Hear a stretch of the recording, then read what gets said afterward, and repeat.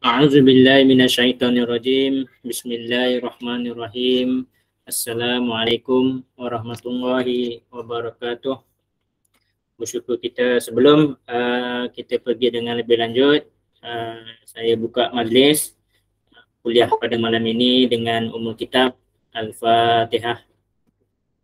A'udzu billahi minasyaitonir rajim. Bismillahirrahmanirrahim. Alhamdulillahi rabbil alamin. Ar-Rahmanir Rahim. Maliki yaumiddin. Iyyaka na'budu wa iyyaka nasta'in. Ihdinas siratal mustaqim.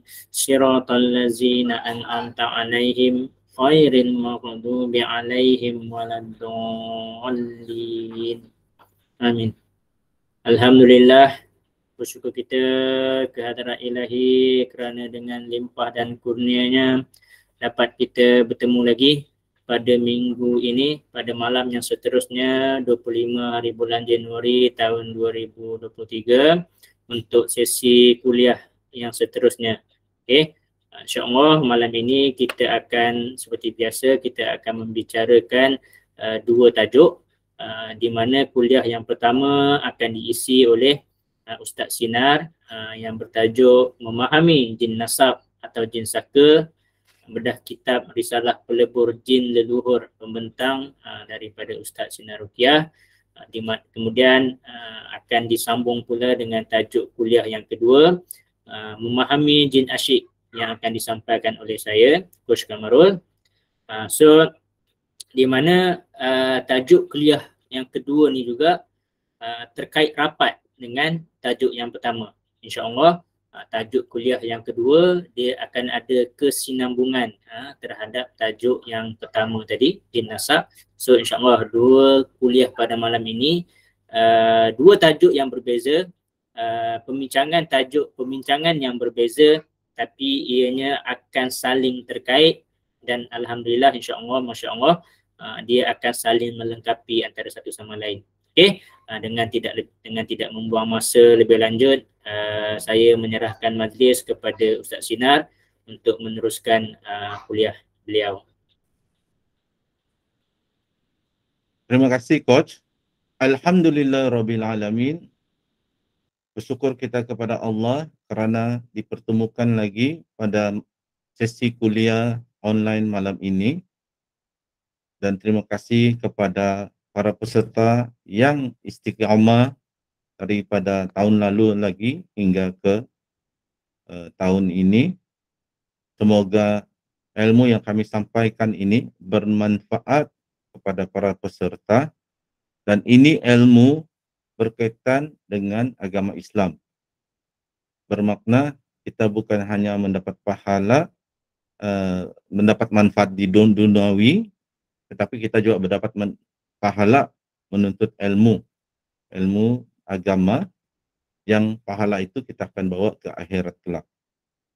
Dan malam ini kita membincangkan topik berkenaan dengan gangguan jin, lebih khusus lagi gangguan jin nasab alias jin leluhur, also known as jin saka.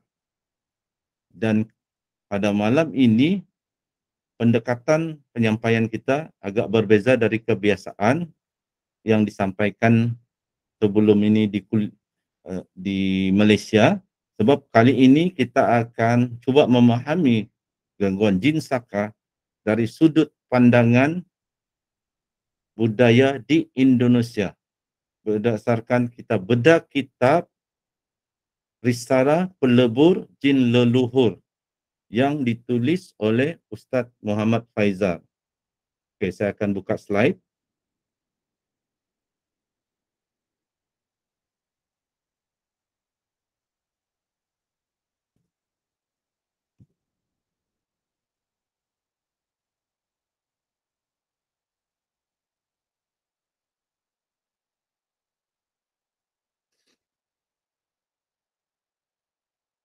Boleh nampak slide?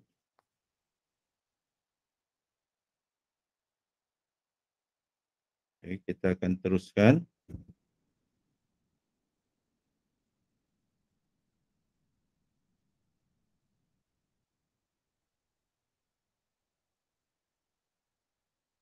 Okey. Kita mulakan. Berkenaan kuliah kita yang pertama ini, kita akan membedah kitab bertajuk Risalah Pelebur Jin Leluhur, tulisan Ustaz Muhammad Faizal Hidayatullah. Beliau orang Indonesia, lulusan Universiti Al-Azhar Mesir. Jin leluhur ini juga digelar jin nasab. Di Malaysia, jin nasab ini lebih dikenali dengan nama jin saka. Dulu di Indonesia, mereka tidak memahami istilah jin saka.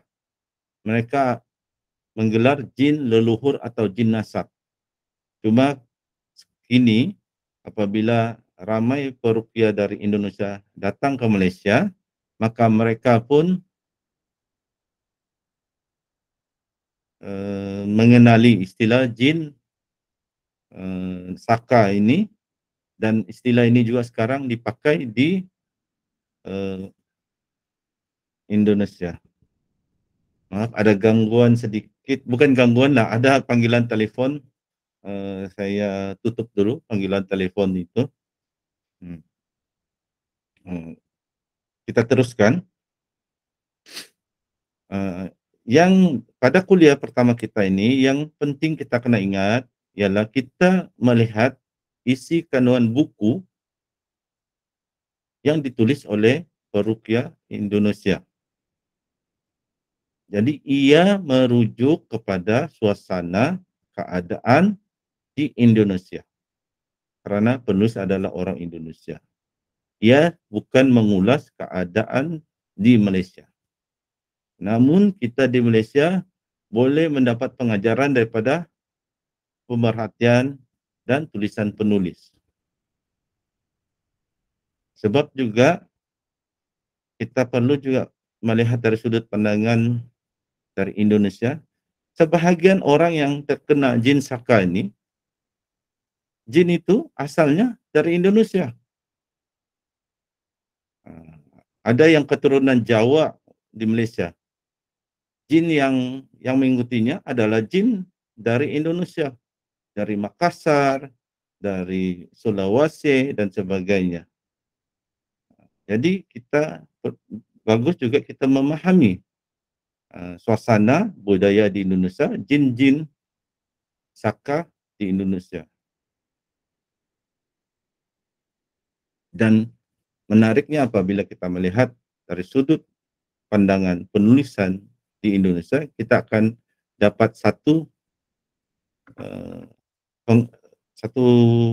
pandangan yang baru, satu sudut pandangan yang baru, satu pemahaman yang baru berbanding dengan yang selama ini kita kenali dengan jin saka.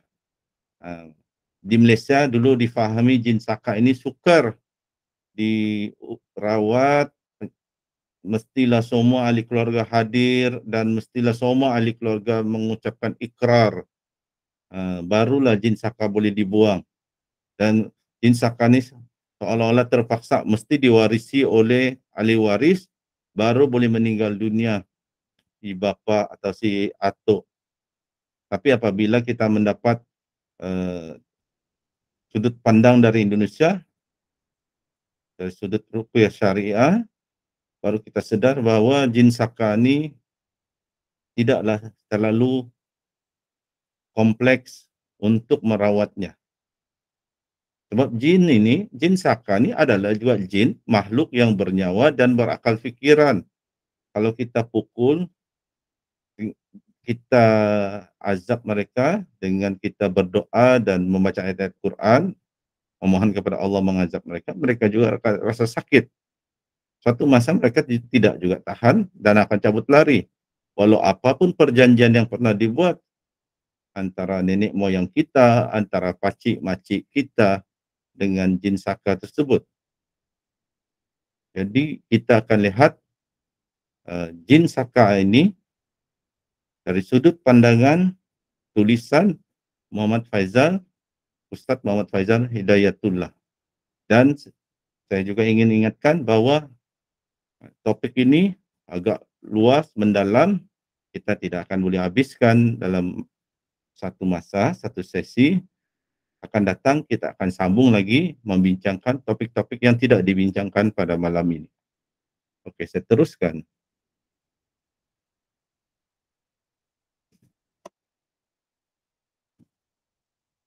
Dalam kitab Risalah Pelubur Jin Luhur, ia mengandungi beberapa bab besar dan bab kecil. Bab besar kitab tersebut ada 5 bab, iaitu pertama, alam jin dan mitos hantu di Nusantara. Kedua, serangan umum para syaitan. Ketiga, seputar ataupun sekitar ilmu supranatural. Keempat, melepas jin nasab atau jin saka. Dan kelima, pembentengan pasca ruqyah, iaitu membenteng diri selepas diruqyah. Jadi ada 5 tajuk besar. Walaupun hanya 5 tajuk, tetapi pecahan kepada tajuk-tajuk ini sangat banyak yang kita tidak akan dapat liputi semua dalam satu sesi. Saya akan pilih tajuk-tajuk tertentu. Saya akan bentangkan semua 5 tajuk besar ini, tetapi saya hanya pilih tajuk-tajuk tertentu, tajuk-tajuk kecil tertentu untuk dihuraikan dan diterangkan. Yang lain pula kita akan huraikan pada masa akan datang.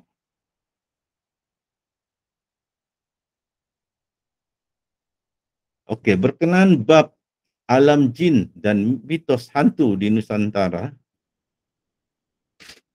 terdapat beberapa lagi topik kecil di dalam bab alam jin dan mitos hantu di Nusantara. Antaranya, pertama, tak nampak bukan bererti tak ada. Kedua, pembahagian ghaib. Ketiga, alam jin. Keempat, kerjasama antara syaitan dan haiwan. Kelima, serba-serbi syaitan dan jin. Keenam, sosok mitologi Nusantara. Ketujuh, pohon-pohon Hunain ghaib. Kelapan, misteri pencolekan jin terhadap anak kecil. Tajuk-tajuk dia memang hebat dan sensasi. Orang Indonesia ni kalau buat buku, mereka pandai memilih tajuk-tajuk yang bila kita baca, kita menarik minat kita. Sebab tajuk-tajuknya biasanya sensasi. Jadi ini adalah tajuk kecil dalam bab alam jin dan mitos hantu di Nusantara.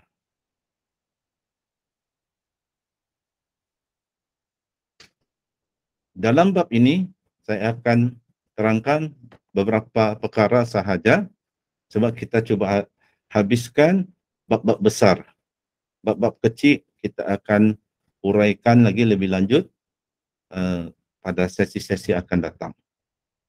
Dalam tajuk tak nampak bukan bererti tak ada, penulis mengatakan dunia jin adalah salah satu perkara gaib yang keberadaannya ataupun kewujudannya perlu kita imani. Yang ini kita kena fahami, bila kita katakan perlu kita imani, bermakna kita percaya jin itu wujud. Kita jangan jadi macam ahli saintis kafir di negara barat. Mereka hanya berdasarkan kajian sains, berdasarkan apa yang boleh dinampak, apa boleh yang dirasa oleh indera. Sesuatu yang gaib, mereka tidak percaya. Itulah ada yang jadi etis. Sebab Allah mereka tidak nampak, tidak boleh sentuh. Jadi mereka tidak percaya wujudnya Allah, wujudnya Tuhan. Tetapi dalam ajaran agama, ada mengajar bahawa jin wujud. Jadi kita percaya jin itu wujud. Bukan bermaksud kita imani, kita percaya apa jin yang merasuk pesakit itu cakap. Itu kita kena faham. Kita percaya ia wujud. Jin wujud di dunia ini. Bukan bermakna kita imani, kita percaya cakap jin tersebut apabila merasuk pesakit. Ini kita kena betul-betul fahami. Supaya kita tidak tersilap pemahaman, tersilap langkah, nanti terperangkap oleh setan.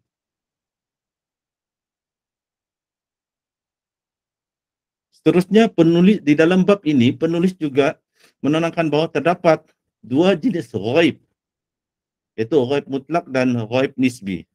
Ini pernah saya terangkan pada kuliah-kuliah yang lalu.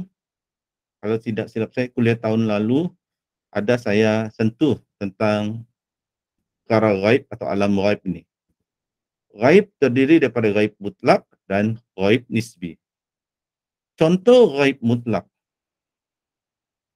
ialah kita tidak ketahui bila terjadinya hari kiamat. Saya tidak tahu, Anda tidak tahu, manusia tidak tahu, jin tidak tahu, binatang tidak tahu, malah malaikat tidak tahu bila terjadinya hari kiamat. Hanya Allah yang Maha mengetahui. Kita boleh agak-agak, kita boleh baca hadis, tanda-tanda kiamat, kita boleh agak. Tetapi adakah berlaku tahun hadapan? Adakah berlaku 500 tahun lagi? Adakah berlaku 1000 tahun lagi? Kita tidak tahu dengan tepat. Itulah yang dikatakan ghaib mutlak. Jin pun tidak tahu, walaupun jin tubuh badannya ghaib dan dia hidup di alam ghaib.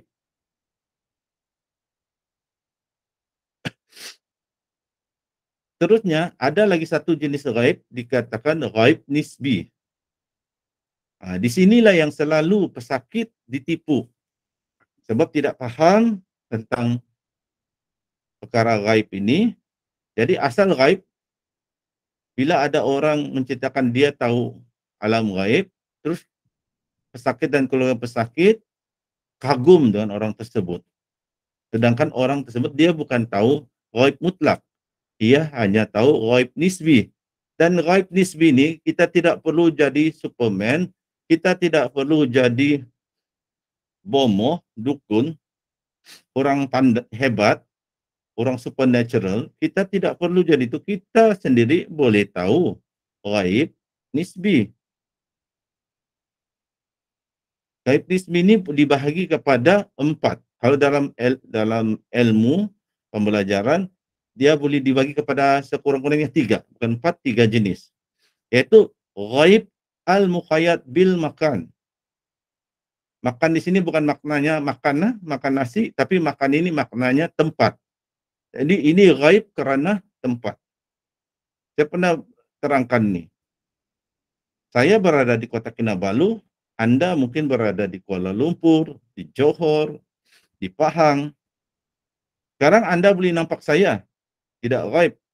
Tapi apa yang kalau saya keluar daripada kamera ini, apa saya buat atau saya tutup kamera video, apa saya buat, Anda tidak akan tahu.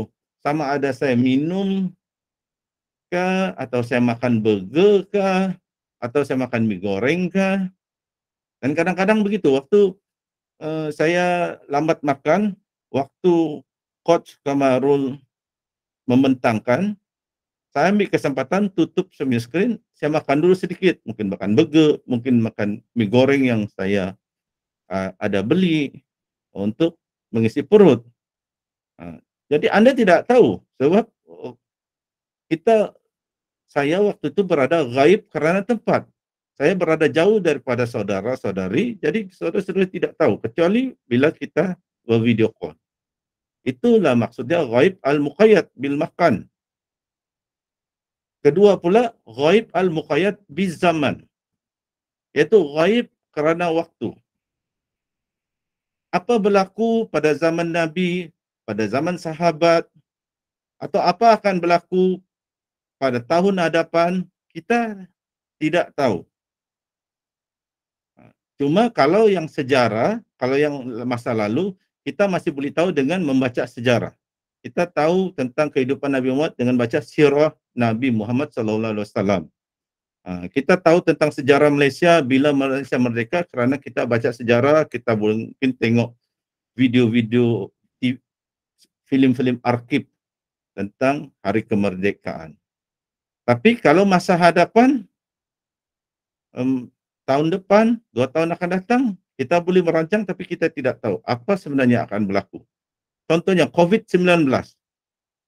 Sebelum COVID-19 berlaku, tahun 2017, 2018, tidak ada orang sangka boleh berlaku satu virus yang merebak ke seluruh dunia. Itu adalah ghaib kerana waktu. Kerana kita tidak hidup di waktu itu, kita tidak tahu. Dan ada lagi ghaib al-muqayyad bil hududil hawas. Ghaib al-muqayyad bil hududil hawas, iaitu ghaib kerana keterbatasan panca indera.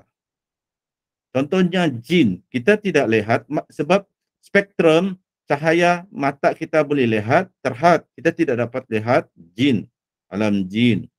Tapi ada binatang seperti keldai dan anjing boleh lihat alam jin. Boleh lihat jin. Macam mana kita tahu? Sebab ada hadis berkenaan itu bahawa keldai boleh melihat jin. Ayam pula apabila berkokok, ada mengatakan ayam, riwayat mengatakan ayam boleh melihat malaikat yang gaib. Jadi kerana keterbatasan panca indera, kita ada perkara yang gaib kepada kita. Tetapi tidak gaib kepada tertentu pula, pihak tertentu.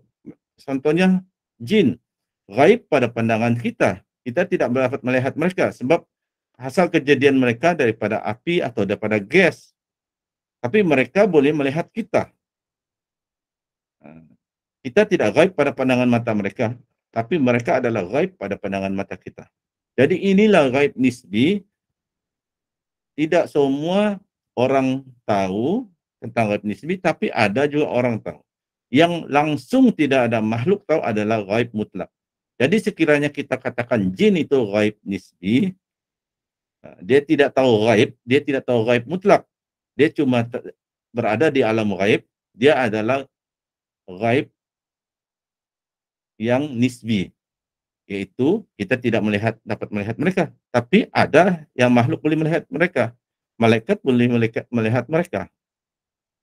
Jadi kita kena fahami, sebab selalu pesakit, keluarga pesakit tertipu oleh orang-orang yang pandai merawat, menunjukkan konon kehebatan mereka boleh melihat jin di belakang pesakit, melihat itu dan ini. Sebenarnya mereka tidak tahu gaib, cuma itu gaib nisbi yang mereka sampaikan.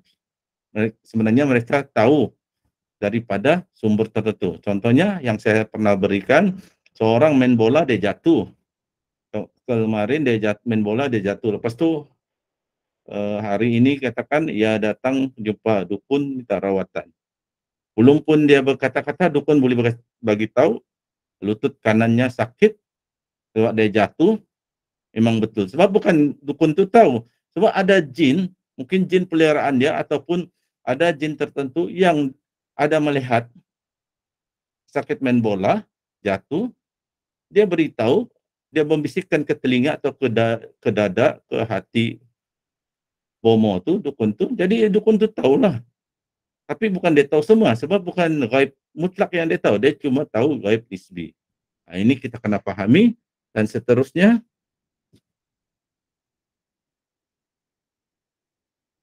Berkenaan dengan bab serangan umum para setan, ada tajuk-tajuk kecilnya, antaranya yaitu pertama, setan memicu manusia untuk tidak sehat.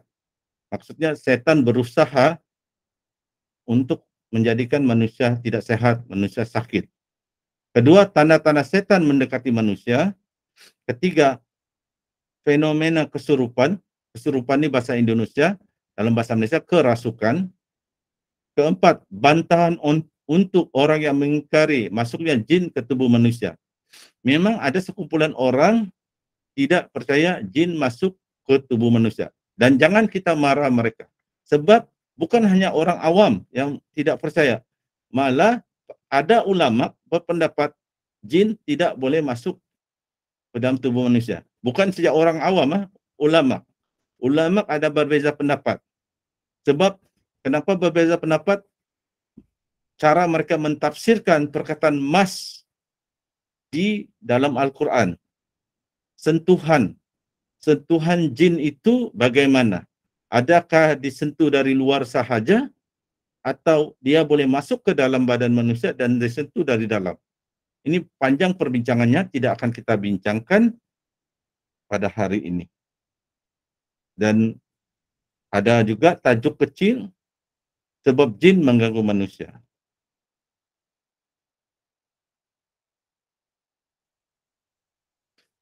Di dalam tajuk setan memicu manusia untuk tidak sehat, penulis menerangkan setan akan selalu berusaha menjerumuskan manusia ke jurang kesengsaraan kerana sejarah permusuhan iblis terhadap manusia.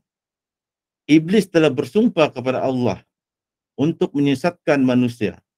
Kita boleh lihat dalam surah Al-Hijr ayat 39 dan surah Sad ayat 82. Boleh rujuk sendiri ayat tersebut kalau kitab Al-Quran yang ada terjemahan. Saya teruskan.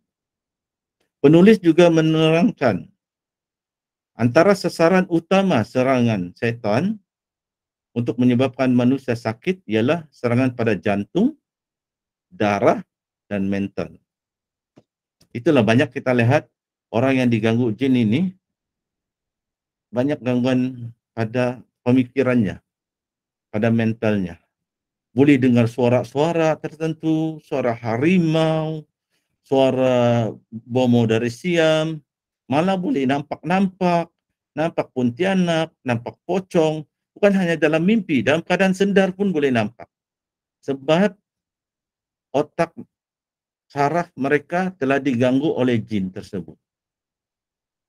Dan cara rawatan dia, kita ringkaskan, kalau sudah tahap yang serius begitu, kena pergi dua tempat. Satu, pakar psikiatri di hospital, dan juga jumpa peruqyah berpengalaman. Kalau memang tidak dapat rawat sendiri. Sebab macam mana nak rawat sendiri? Nak makan ubat pun, jin tu membisikkan, jangan makan ubat tu. Nak pergi grup Telegram rawatan Islam, jin tu membisikkan, jangan join grup tersebut. Atau kalau join dalam grup tersebut, jin tu akan membisik, keluarkan statement, kenyataan, type sesuatu yang boleh mencetuskan kemarahan orang, boleh jadi bergaduh. Biar dalam grup itu ahli dia bergaduh. Jadi kalau orang sudah macam tu, dia emosinya, mentalnya, pemikirannya dikawal oleh jin, memang dia perlu pergi jumpa perawat, peruqyah yang berpengalaman untuk perawatan. Ingat, peruqyah syariah, bukan perawat beragama Islam, tapi perawatannya bukan ruqyah syariah. Kalau bukan ruqyah syariah, bukan berkurang jin, mungkin bertambah jin. Saya ringkaskan dulu setakat itu bagian topik ini. Teruskan. Tanda-tanda setan mendekati manusia. Penulis menerangkan ada beberapa tanda setan telah mendekat kepada manusia. Antaranya, ini adalah tanda-tandanya. Pertama, nafsu makan memuncak. Maksudnya kuat makan. Kuat makan sampai satu kali makan sampai 5 pinggan nasi. Tambah lagi, satu pinggan habis, tambah lagi. Sebab jin ada 10 ekor, ada 100 ekor jin bersamanya pun ingin merasa makanan juga. Mungkin, cuma andaian saja. Tapi tandanya antaranya orang akan nafsu makannya kuat. Tanda seterusnya, orang tersebut akan dilanda kemalasan beribadah dan beraktiviti. Ingat tak, malas beribadah, bukannya tidak beribadah. Bila masuk waktu lengu-lengu badan, tunggu dululah, rehat dulu. Nanti dulu sembahyang. Mau sembahyang tahajud, susah mau bangun malam. Hati ingin beribadah, tapi sukar, rasa malas.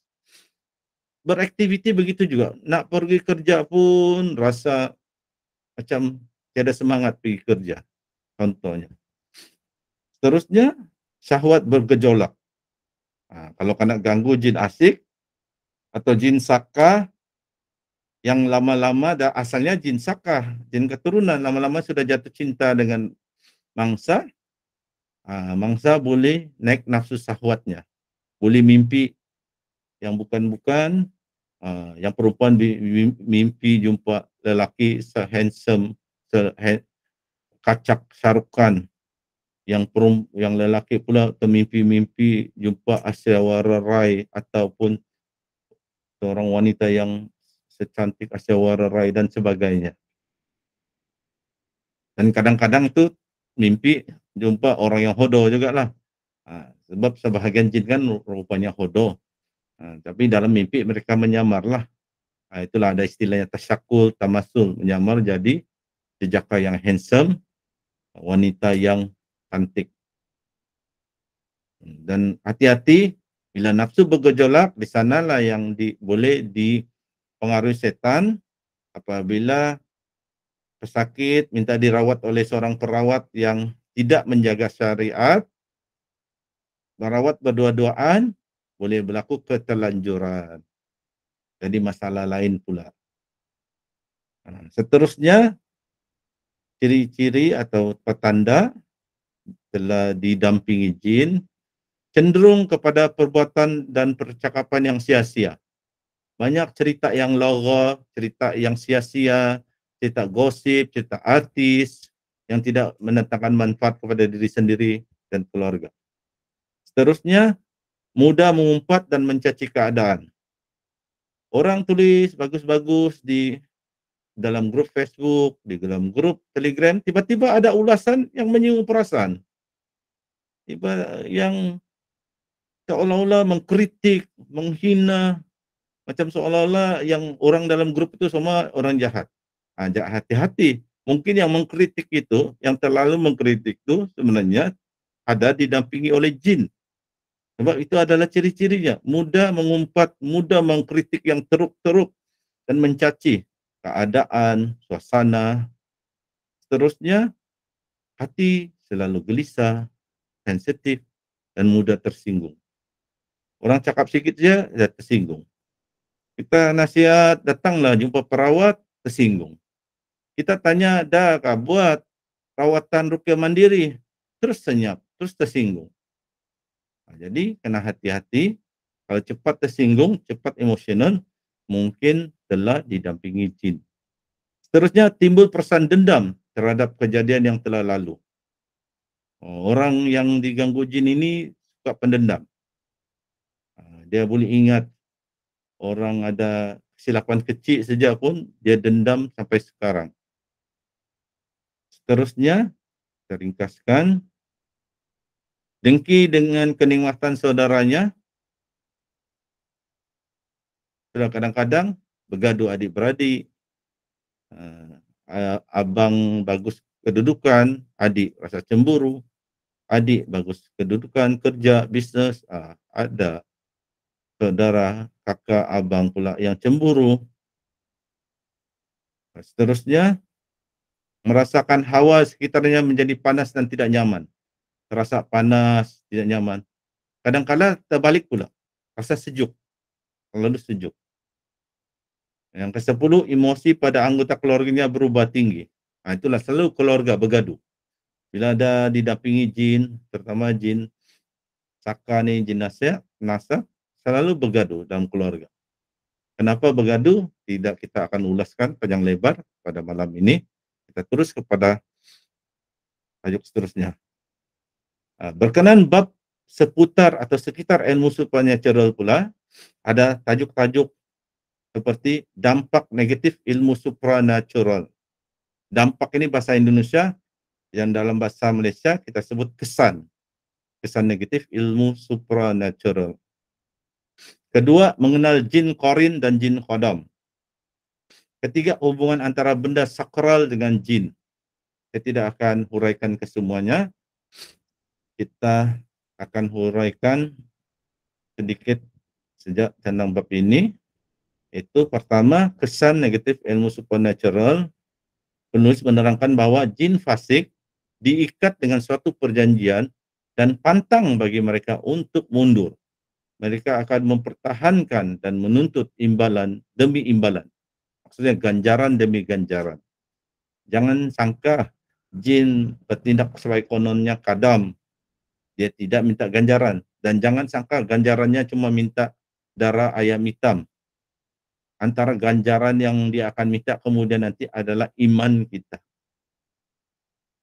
Dia sudah berkhidmat 10 tahun, 20 tahun, 30 tahun, nanti bila kita dah tua nak mati, baru dia minta upahnya, yaitu iman kita. Sanggup ambil risiko, silakanlah piara jin qadam.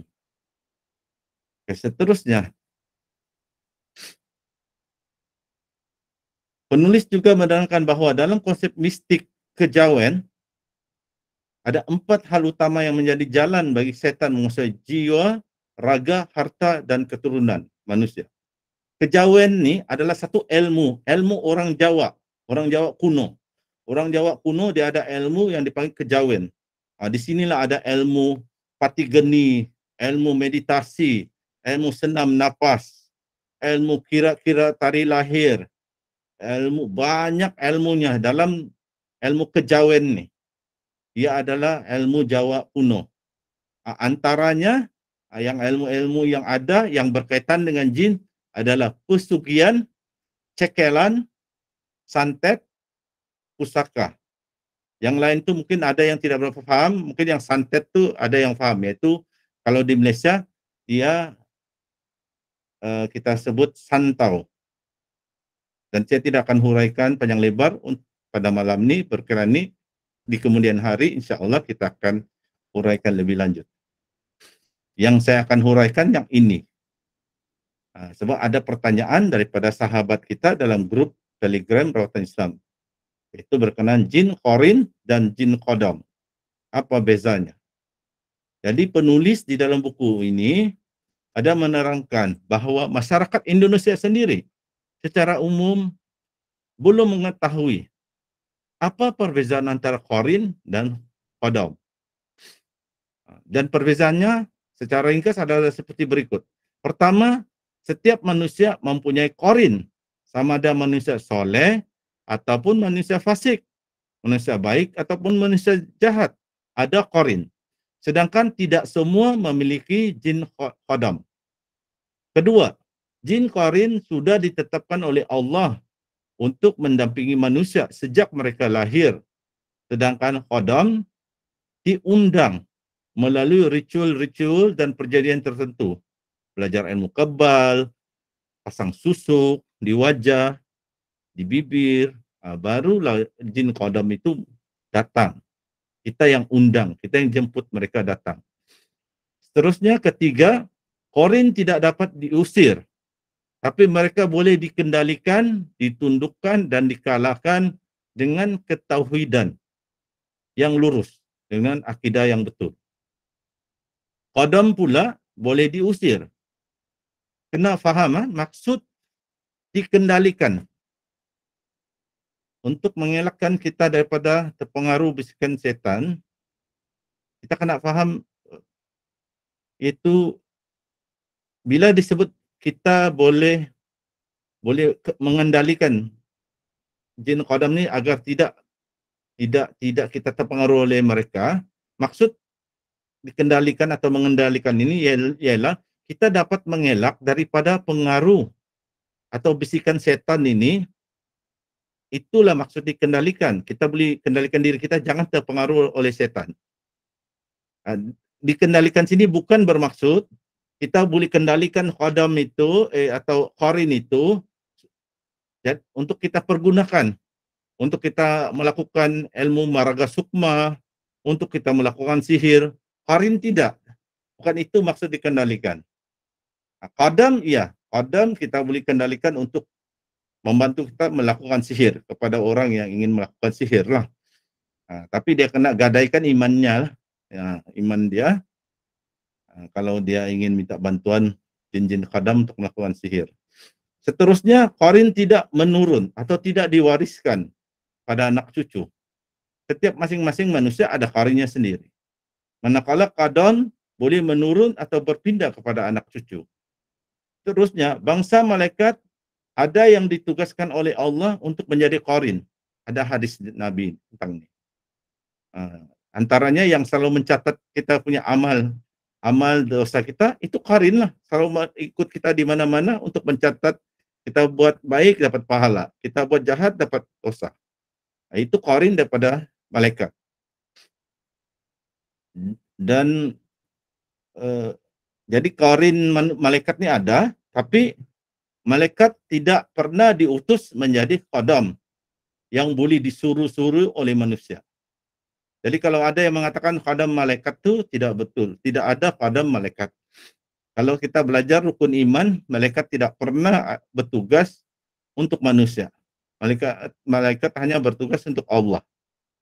Nah, kalau jin ada lagi bertugas untuk manusia. Itu pun manusia terpilih seperti Nabi Sulaiman. Waktu itu dia adalah nabi dan juga raja yang Allah anugerahkan mukjizat untuk dia boleh mengarahkan jin.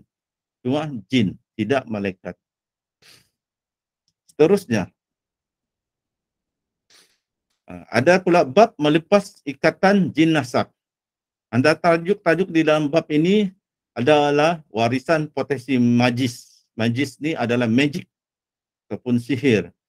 Kedua, melepasi jejak supernatural leluhur.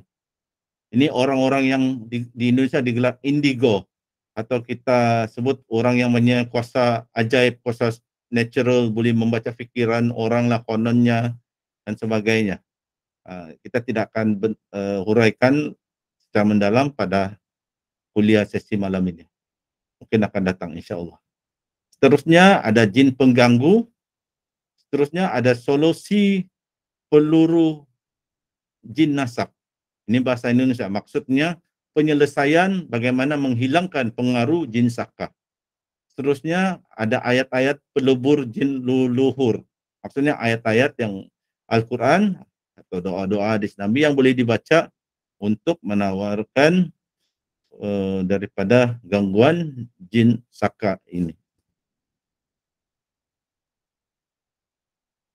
Di dalam tajuk warisan potensi magic, penulis menekankan bahawa melepaskan rantai perjanjian dengan jin qadam tidaklah mudah kerana ada proses yang harus dilalui dengan penuh perjuangan. Yang dilawan bukan hanya jin qadam, tetapi perlu dilawan juga hawa nafsu yang muncul daripada diri sendiri.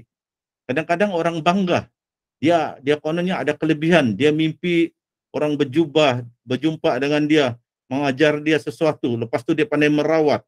Dia boleh merawat orang, dia boleh tangkap jin, masuk jin dalam botol atau dia genggam jin di tangannya. Dia seorang saya boleh nampak, orang lain tidak boleh nampak. Dia rasa bangga. Jadi sukar untuk melepaskan jin saka, jin qadam ini, jika orang itu ada masalah di hati dia. Hati dia masih ada penyakit yang masih bangga diri dengan dia anggap itu satu kelebihan kepada dia. Sedangkan itu adalah satu penyakit, satu ujian besar kepada dia. Sama ada dia percaya kepada kekuatan Allah atau dia ingin minta bantuan jin yang dilarang dalam agama. Jadi kita ringkaskan dulu topik ini.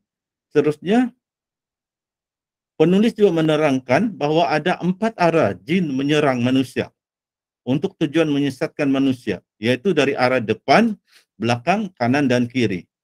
Arah serangan itu maksudnya seperti ini. Arah depan ni adalah kiasan bermaksud jin memikat manusia dalam hal keduniaan.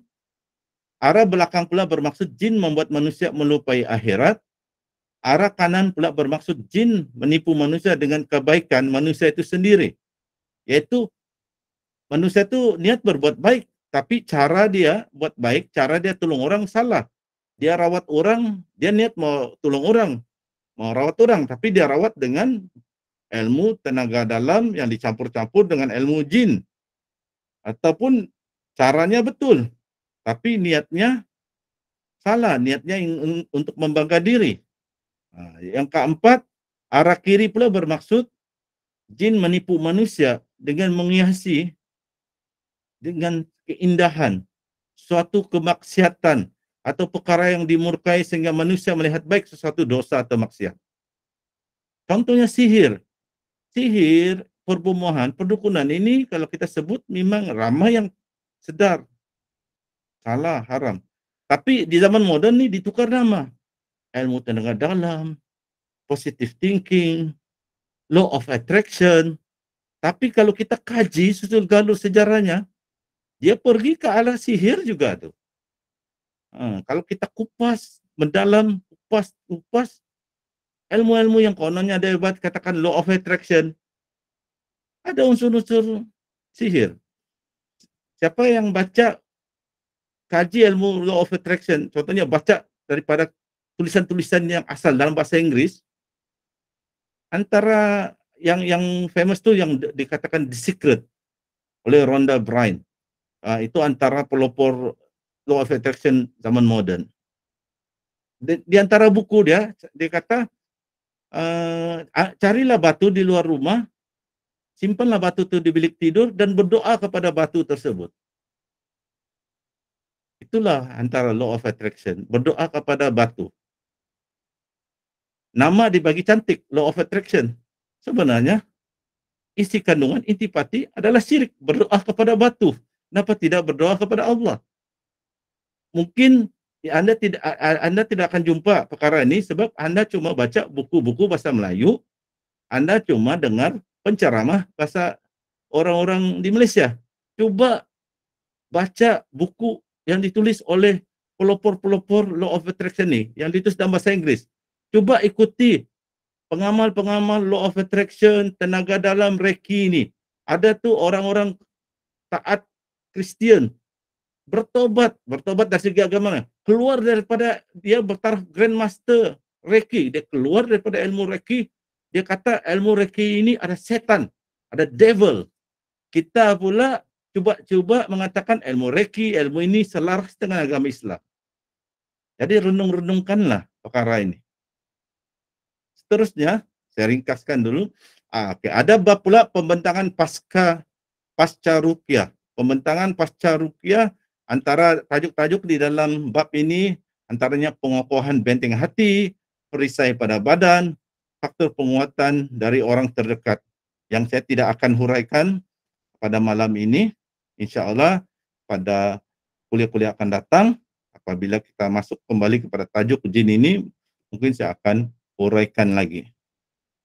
Jadi secara ringkasnya, pengokohan benteng hati ini penulis menerangkan bahawa jin nasab yang sudah bertahun-tahun hidup bersama mangsa sentiasa memberi kenyamanan atau keselesaan atau kelebihan seperti pandai meramal, pandai mengubat orang, pandai menerawang dan sebagainya.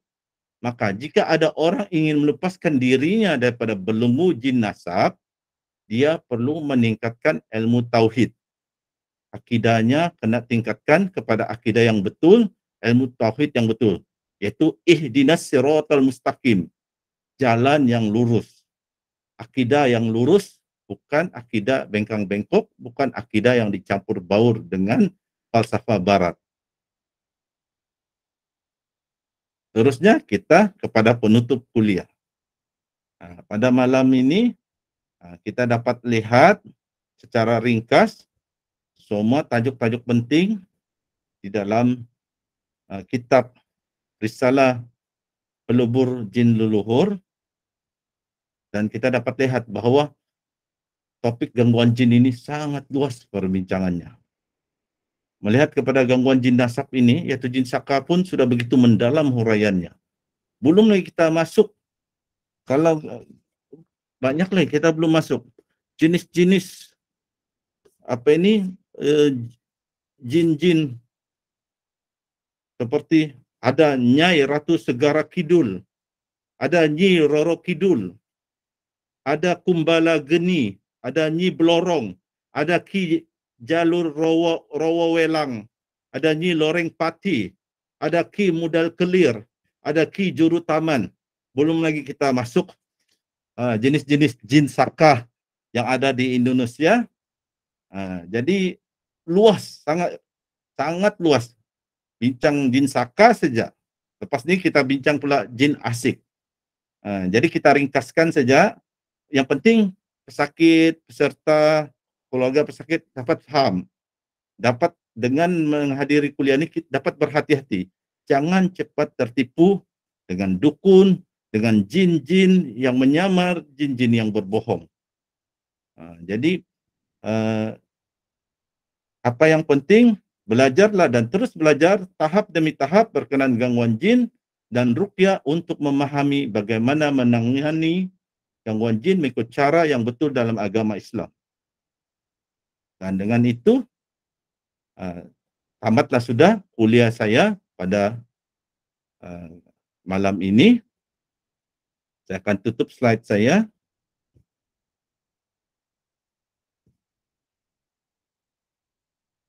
Dan dengan ini saya serahkan majlis kuliah kita pada malam ini kembali kepada moderator kita, Coach Kamarul Azli. Teruskan, Coach. Okay, Alhamdulillah. Terima kasih kepada Ustaz Sinar dengan penjelasan kupasan mengenai jin nasab. Okay, tajuk tu memang panjang. Dia memerlukan sambungan-sambungan. So insyaAllah kita akan cuba kupas lagi daripada masa ke semasa. InsyaAllah di masa akan datang, di minggu yang akan datang. Okay. So saya akan sambung dengan tajuk saya pada malam ni.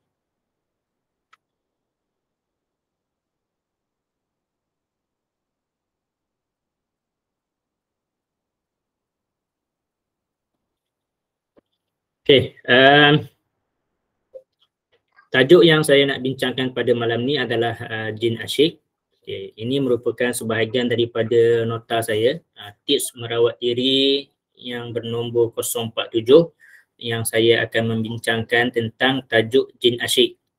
So apakah itu gangguan jin asyik?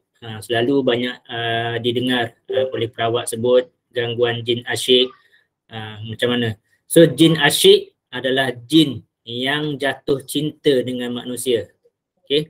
Jin asyik adalah jin yang jatuh cinta dengan manusia. So bila jin ini sudah jatuh cinta, maka jin ini akan selalu bersama dengan orang yang tersebut, si pesakit tu. Lebih-lebih lagi di waktu orang tu sedang tidur. Tak kisahlah pesakit tu tidur di waktu siang ataupun di waktu malam. So dan kebanyakan kes jin asyik tadi dia akan tinggal bersama-sama di dalam tubuh orang yang dia cintai itu. Okay. Gangguan jin asyik ni boleh berlaku kepada orang yang bujang dan juga orang yang dah berkahwin. Dia juga boleh berlaku kepada lelaki atau perempuan. Dua-dua boleh berlaku. Cuma kebiasaannya berlaku kepada pesakit wanita. Kalau ikut pengalaman saya, gangguan jin asyik lebih banyak berlaku pada wanita berbanding dengan lelaki. Tapi dan gangguan jin asyik pada lelaki pun pernah juga kes. Ada juga kes yang macam tu. Okay. So hari ini kita akan membincangkan dengan lebih lanjut bab jin asyik. So sekali lagi saya ulang, jin asyik bermaksud adalah jin yang jatuh cinta dengan manusia. So tak kisahlah dia jatuh cinta yang macam mana. So kita akan lanjutkan lagi perbahasan kita.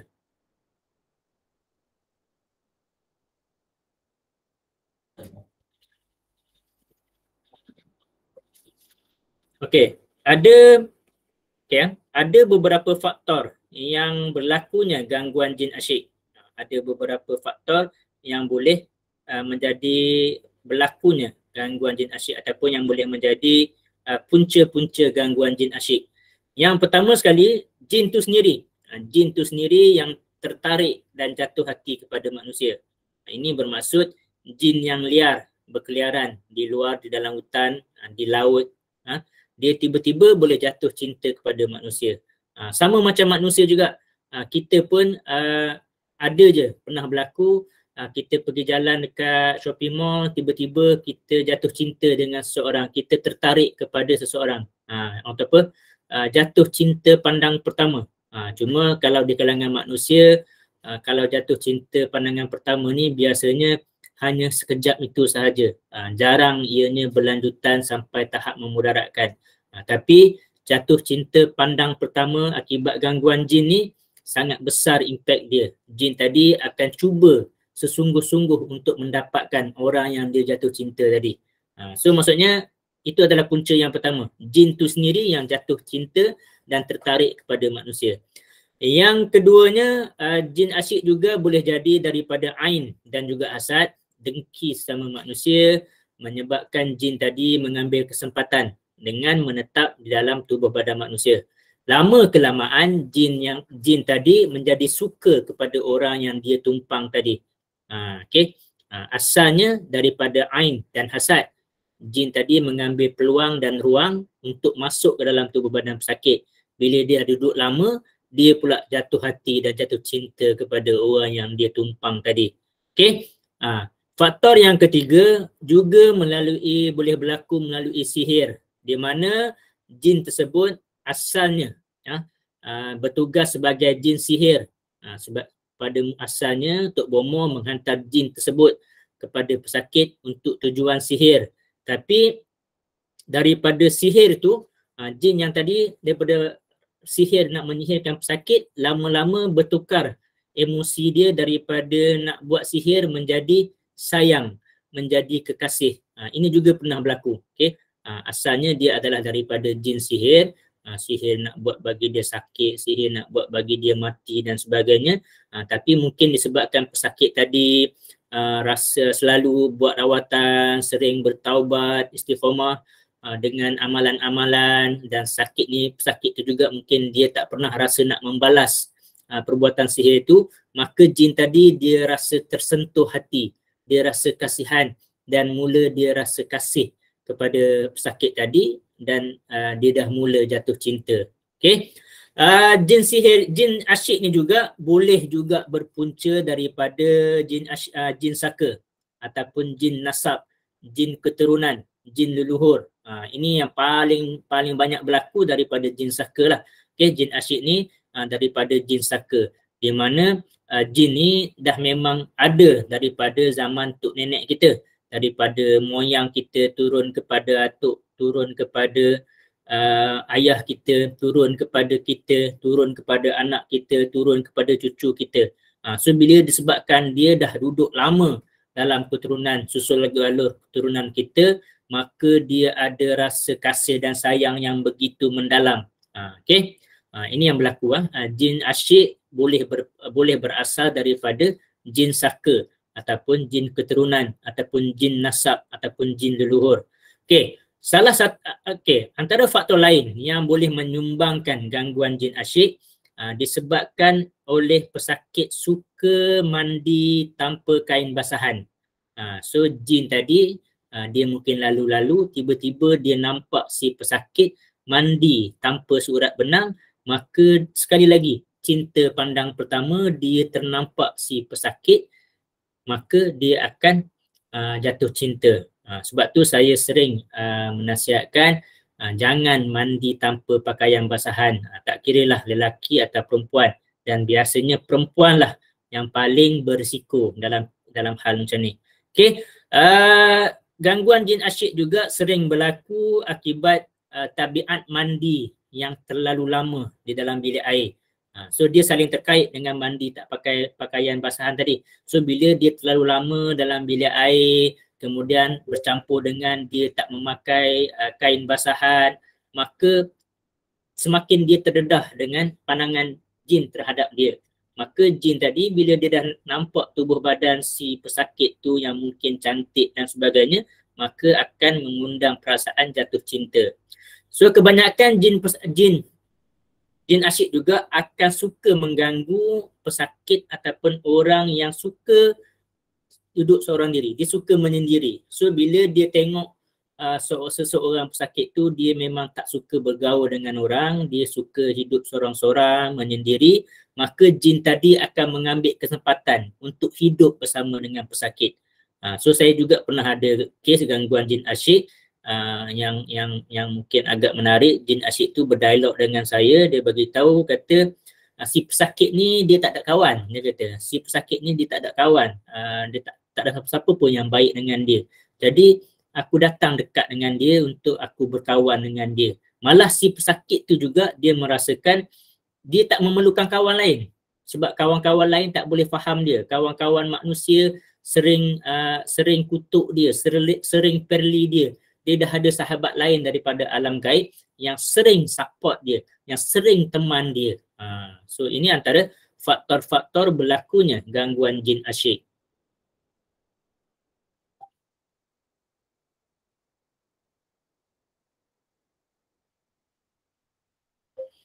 Okey, ini pula adalah ciri-ciri seseorang itu diganggu jin asyik. Tanda-tanda orang tu terkena gangguan jin asyik. Yang pertamanya, pesakit tadi hilang nafsu pada pasangan secara tiba-tiba. Kalau kata suami isteri, tiba-tiba dia dah hilang rasa nafsu ataupun kasih sayang dia terhadap suami dia. Suami juga hilang kasih sayang terhadap isteri dia. Kalau yang baru nak bertunang, tiba-tiba rasa benci kepada tunang. Pada yang masih baru berkawan, berkapal, baru je rasa berhajat nak kahwin, baru je berhajat nak langsungkan pertunangan, terus bertukar daripada rasa rindu dan sayang kepada benci. Okay, so kebanyakan gangguan jin asyik ni dia akan menyukarkan masalah jodoh. Dia akan menyukarkan untuk mendapat jodoh. Kalaulah ada jodoh pun hubungannya akan selalu terganggu. So biasanya gangguan jin asyik ni, sebab gangguan jin asyik tadi seperti yang saya cakap, dia sayang kepada seseorang tu, tiba-tiba seseorang pesakit tu dia nak kahwin, mestilah dia akan cuba halang sebab dia memang tak nak bagi pesakit tu kahwin dengan orang lain melainkan dengan diri dia. Okey, kalaulah si pesakit tu sudah berkahwin, maka jin asyik tadi dia akan mengganggu pasangan suami isteri tadi supaya sering bertengkar, sering bergaduh. Hal-hal kecil dia akan buat bagi jadi bergaduh. Kalau yang dia masih gagal nak bagi bergaduh suami isteri, dia pula akan ganggu supaya tak dapat anak. So kalau yang dah kahwin, gangguan jin asyik juga akan boleh mengganggu untuk menyukarkan untuk dapat anak. Okey. Dan satu lagi yang paling selalu, gangguan jin asyik adalah kesan-kesan lebam secara tiba-tiba.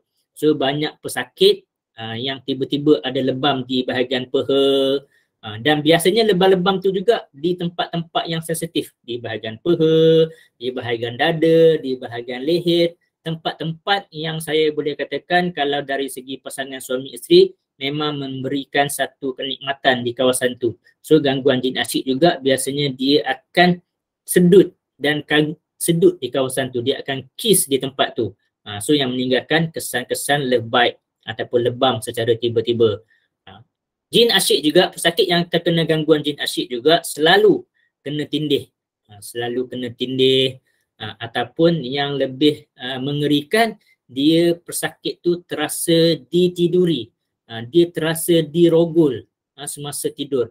Saya pernah juga ada satu kes, dia kata bila dia bertengkar dia dengan suami dia, pada malam tu mesti dia akan bermimpi ataupun ada sesuatu yang datang tindih dia bersama dengan dia. Sampai tahap dia rasa memang betul-betul ada orang gomol dia, bercumburan dengan dia sampai melakukan hubungan dengan dia. Itu yang pesakit tu pernah rasa. Okay.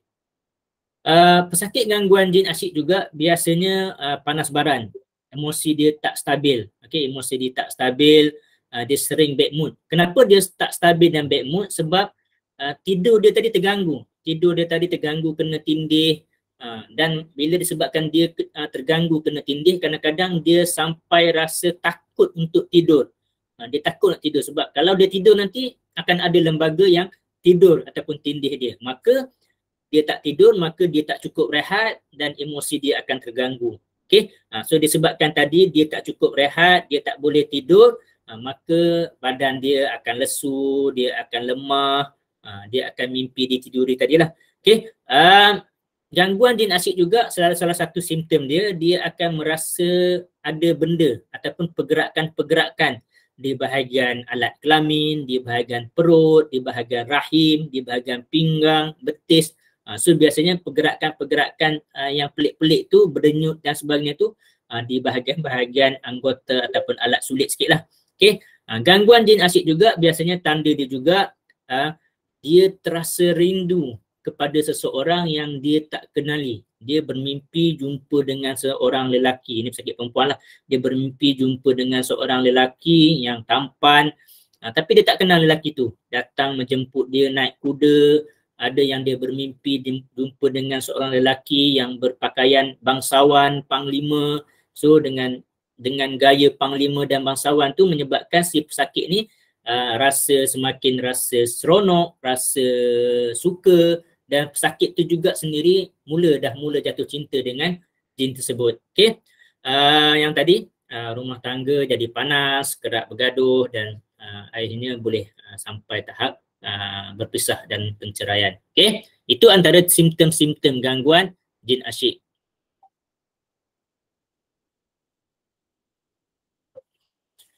Okey, kalau pesakit gangguan jin asyik ni juga, kalau kita ruqyah dia, kalau kita rawat dia, antara reaksi-reaksi semasa kita merawat dia, pesakit ni bila kita dah bacakan ayat ruqyah sambil kita tepuk, sambil kita picit, pesakit ni akan datang satu perasaan sebab, sedih, pilu, sayu.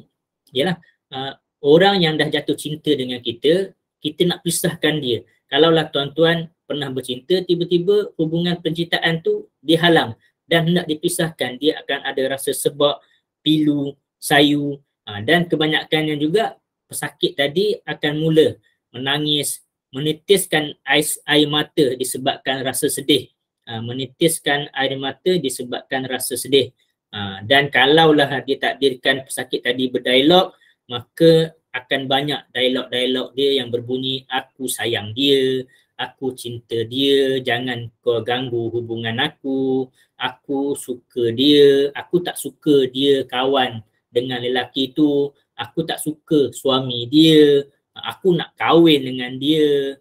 Ada yang dia kata dia nak kahwin, tapi saya juga pernah ada satu kes, dia mengaku dia dah pun kahwin dengan perempuan tu di alam lain. Dan perempuan tu juga, pesakit tu juga, dia memang pernah bermimpi, pernah dibawa ke alam jin dan berkahwin di sana. So itu antara dialog-dialog yang biasa berlaku jika gangguan tu adalah gangguan jin asyik. Aku sayang dia, aku cinta dia, jangan pisahkan aku dah lama duduk dengan dia, aku nak jaga dia. Dan dialog-dialog aku nak jaga dia, ini adalah salah satu umpan dia, umpan syaitan tadi, talbis iblis tadi. Dia cuba untuk memujuk hati kita supaya jangan lepaskan dia. Aku nak jaga dia je, aku bukan nak buat apa-apa. Dia ni dah ramai sangat orang dengki dia, dah ramai orang hantar sihir dia macam-macam, nak bagi dia sakit, nak bagi dia lumpuh dan sebagainya. Aku nak jaga dia je. Ini antara dialog-dialog pancing, orang kata. Dia memancing kita untuk terima dia, untuk biarkan dia. Sebenarnya hakikat sebenarnya dia masuk ke dalam tubuh badan manusia adalah haram. So saya selalu pesan kepada jin asyik ni, kalaulah kau rasa kau nak jaga dia, kau jagalah di luar. Jangan masuk dalam tubuh badan dia. Jangan ganggu hidup dia. Kalau kau betul-betul nak jaga dia, kau duduk sahaja di luar. Jangan bagi segala sihir-sihir tu masuk. Ini sihir tu masuk, kau biar. Dia kena santau, kau biar. Kau kata kau jaga dia. So bila saya cakap macam tu, biasanya jin kerasukan tadi akan tertunduk sebab dia memang biar pun jin sihir masuk, dia memang biar pun jin santau masuk. Dia hanya mempergunakan alasan kononnya nak jaga si pesakit tu. Okey?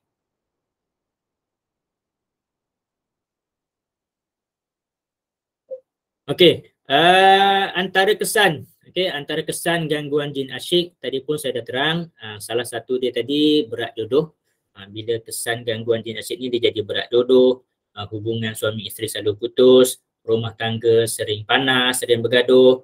Tadi pesakit juga sukar untuk mendapatkan anak, ataupun boleh juga berlaku selalu keguguran, selalu sakit-sakit badan, lebam-lebam, ada lebat, gigitan-gigitan cinta, emosi terganggu. Kesan dia juga biasanya sakit jin asyik akan suka menyendiri dan tidak suka berkawan.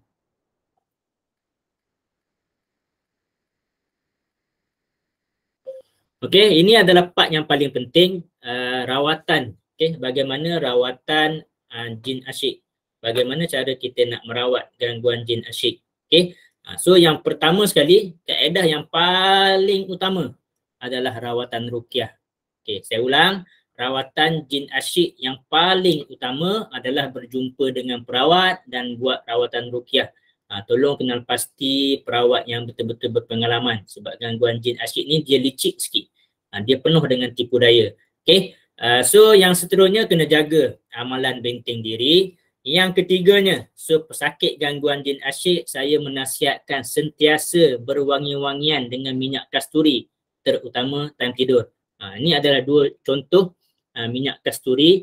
Saya ada dua jenis minyak kasturi hitam ini, ataupun ini minyak kasturi kijang, ataupun mana-mana minyak wangi kasturi lain juga tak ada masalah. Cuma yang saya jual kasturi kijang dan kasturi hitam. Minyak kasturi ini kena selalu pakai time nak tidur, berwangi-wangian sebelum tidur. So minyak wangi kasturi tadi dicalik di hujung-hujung jari tangan ada 10 dicalik, di jari kaki, di hujung jari kaki ada 10. Bukan nak lecek bagi banyak sangat minyak wangi, cuma nak bagi ada wangi-wangi di hujung jari. Okey. Tadi tangan ada 10, kaki ada 10, sapu minyak wangi di cuping telinga 2, di bahagian mata sikit, di hidung sikit, di mulut sikit sapu minyak wangi. Bukan, jangan terlalu banyak sangat, bagi ada syarat-syarat wangi sahaja. Di puting payudara, di pusat dan juga di khubul dan dubur. Sapu sikit-sikit. Lepas tu barulah nak berwangi-wangian terus di bahagian nadi, di bahagian leher. Tak ada masalah. Okey, kena berwangi-wangian. Dan juga saya sering menasihatkan si pesakit untuk kalau mandi tu kena pakai kain basahan. Sama ada pakai kain tuala ataupun seluar pendek kalau yang lelaki. Jangan mandi macam tu sahaja. Okey. Saya juga sering menasihatkan pesakit yang gangguan jin asyik ni kena bergaul dengan orang, kena berkawan dengan orang, kena berjumpa dengan orang. Jangan duduk seorang-seorang, jangan duduk dalam bilik berkurung sahaja. Satu lagi, antara ayat Al-Quran yang boleh diamalkan untuk masalah gangguan jin asyik, boleh amalkan surah Ar-Rum ayat 21. Surah Ar-Rum ayat 21, wa min ayatihi an khalaqalakum min anfusikum azwaja litaskunu ilaiha wa ja'ala bainakum mawaddatan wa rahmah inna fi zalika laayatin liqaumin yatafakkarun. Saya ulang, surah Ar-Rum ayat 21, wa min ayatihi an khalaqalakum min anfusikum azwaja litaskunu ilaiha wa ja'ala bainakum mawaddatan wa rahmah inna fi zalika laayatin liqaumin yatafakkarun.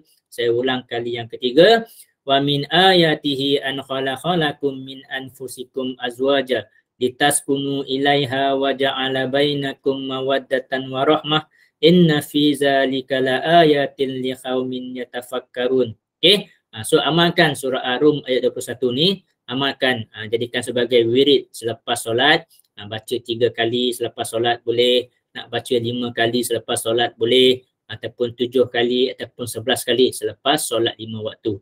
Okey, okey. Ini antara tajuk antara yang saya nak kupas pada hari ini, insya-Allah.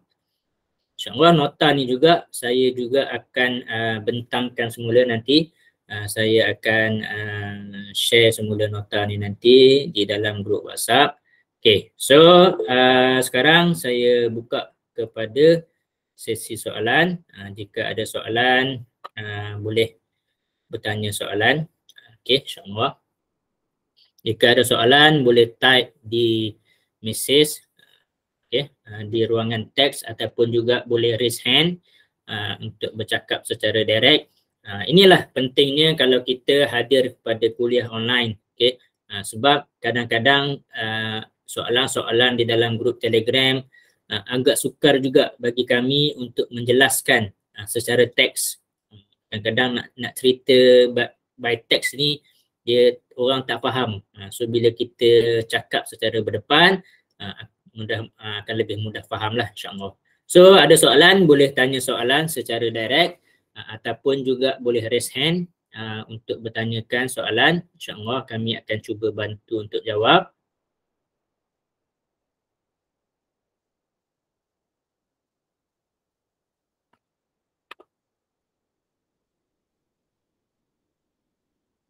So malam ni kita ada peserta 37 orang termasuk saya dan Ustaz Sinar. Okay.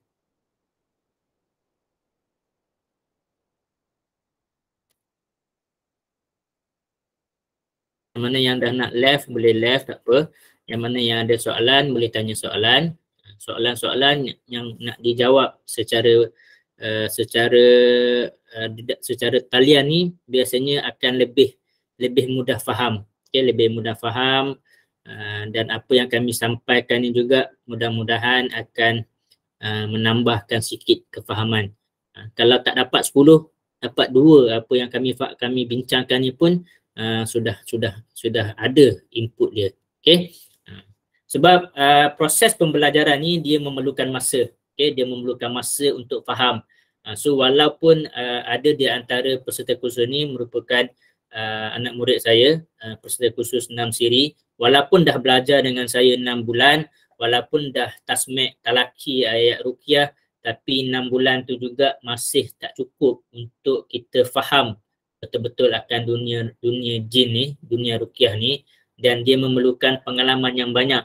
Sebab tu saya dan Ustaz Sinar, kami boleh jadi sebagai moderator, bukan soal kami ni ada ilmu yang banyak sangat. Okay? Kami cuma ada pengalaman merawat yang banyak. So bila ada pengalaman merawat yang banyak dan ramai, so akan ada bermacam ragam pesakit di luar sana tu. Okay? Ada macam ragam, macam-macam ada orang PN dia tu. Okay? So kita teruskan. Takkan malam ni tak ada soalan? Okay? Malam ni tak ada soalan ke? Okay, salam Ustaz. Ada beza ke jin asyik dan jin pendamping yang suka pada manusia? Dia macam saya cakap tadi, jin asyik adalah jin yang jatuh cinta. Kalau jin tadi dia berdamping dengan atas disebabkan amalan-amalan ataupun disebabkan oleh perjanjian, dia masih lagi dalam jin saka. Dia masih lagi dalam, mungkin kalau dia khadam ilmu. So tapi kalau daripada asalnya dia adalah khadam ilmu, kemudian dia khadam ilmu, dia mengikut arahan, pendamping dia mungkin menjaga dan sebagainya. Dia tak jatuh cinta pun. Tapi dia sekadar nak menjaga. Tapi bila jin tadi mula jatuh cinta, maka istilah tu dia dah boleh bertukar kepada jin asyik. Dia sebab tu kalau hakikat dia tetap jin. Jin asyik ke, jin khadam ke, jin pendamping ke, apa jin ke, jin saka ke, jin sihir ke, hakikatnya kesemuanya adalah jin. Cuma dia jin sihir, tapi pada asalnya dia adalah jin sihir untuk menyakitkan pesakit. Tapi bila perasaan jin tadi bertukar menjadi cinta, maka dia menjadi jin asyik. Dia asalnya adalah jin pendamping untuk menjaga keturunan dia. Tapi disebabkan dia rasa cinta dan sayang, dia menjadi jin asyik. So jin asyik ni adalah satu term yang agak umum, yang mana dia boleh jadi pelbagai jenis. Asalnya tu boleh jadi berbeza-beza. Okay, itu jawapan daripada saya. Mungkin Ustaz Sinar ada nak tambah. Terima kasih Coach. Saya setuju dengan jawapan Coach. Jin asyik ni dia ada yang jin itu dia mendampingi kerana awal-awal dia jatuh cinta. Dia tengok, dia tertarik. Dan kenapa dia digelar jin asyik? Sebab asyik ni dalam bahasa ni dia bukan sekadar jatuh cinta biasa. Dia obses. Dia asyik je dengan orang yang dia cintai itu. Dia obses. Itulah dia digelar jin asyik. Dia ada yang jatuh cinta, tengok saya jatuh cinta, dan ada pula seperti yang Coach Kamaru katakan, asalnya dia bukan jin asyik. Dia mungkin jin yang dihantar melalui sihir. Dia mungkin jin saka turun-temurun. Tapi apabila dia telah jatuh cinta, yang jatuh cinta obses, yang melampau, yang cemburunya pun lebih-lebih dari cemburu manusia biasa, dia menjadilah jin asyik. Jin asyik ini satu gelaran kepada jin yang jatuh cinta keterlaluan, yang obses kepada seseorang itu. Dan ada yang pernah saya jumpa, yang saya rawat, orang tu dia jin jatuh cinta kepada orang tu adalah bertaraf raja. Dan raja ni banyak pengikut. Jadi dia boleh suruh pengikut dia ni, jin ini untuk mengawal si pesakit tu minda dia, dan mengawal daripada dirawat dengan mempengaruhi pesakit, jangan datang kepada perawat, jangan lakukan ruqyah mandiri, malas beribadah dan sebagainya. Jadi jin asyik ini sama seperti yang Coach katakan, saya punya jawaban sama, yaitu ada yang berasal memang terus dia jatuh cinta, ada tuh dia tugas asalnya lain. dia mungkin dihantar untuk sihir. Lama-lama tukang sihir pun dah meninggal dunia, dia tetap jatuh cinta dengan pesakit, dia terus bersama-sama pesakit, tidak ingin lagi kemana-mana sebab dia jatuh cinta. Jadi itu tambahan daripada saya. Kesimpulannya, saya setuju, jawapan saya sama dengan jawapan Coach Kamarul. Teruskan, Coach. Okey, terima kasih Ustaz Sinar. Okey, saya buat penambahan sikit, penambahbaikan. The right term yang Ustaz Sinar sebut, obsess. Okey, jin asyik ni adalah jin yang jatuh cinta kepada manusia yang tahap dia obses, terlalu jatuh cinta yang melampau-lampau. Orang kata sebab tu kalau kita tengok dalam movie, kalau orang yang secret admirer, yang terlalu obses, dia akan ikut orang yang dia cinta tu pergi ke mana saja.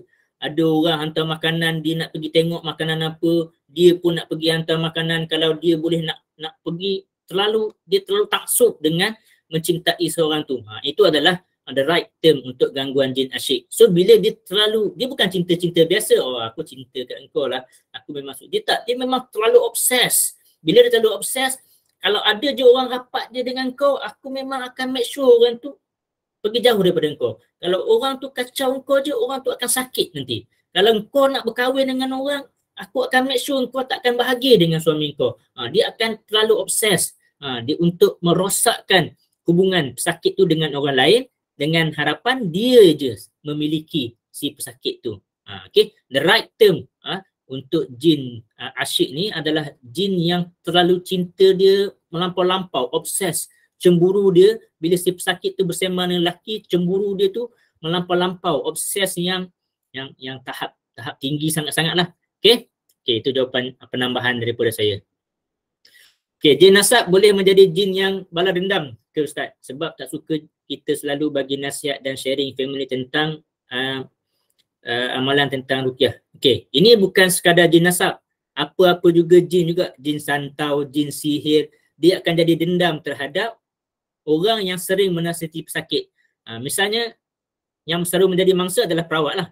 Saya Ustaz Sinar, memang jin tu akan balas dendam terhadap saya dengan Ustaz Sinar lah. Sebab kami sering memberi nasihat kepada pesakit, suruh pesakit beramal. So jin tadi dia memang akan rasa dendam dan tak mustahil juga mereka juga akan serang saya, serang Ustaz Sinar dan sebagainya. Okay. So dia bukan kata jin nasab saja. Segala-gala jin juga akan benci bila kami menasihatkan pesakit. Okay. Itu jawapan saya. Ustaz Sinar nak tambah? Terima kasih Coach. Untuk soalan tu saya ikut jawapan Coach. Buat masa ni saya tidak menambah apa-apa untuk soalan tu. Teruskan Coach dengan soalan lain.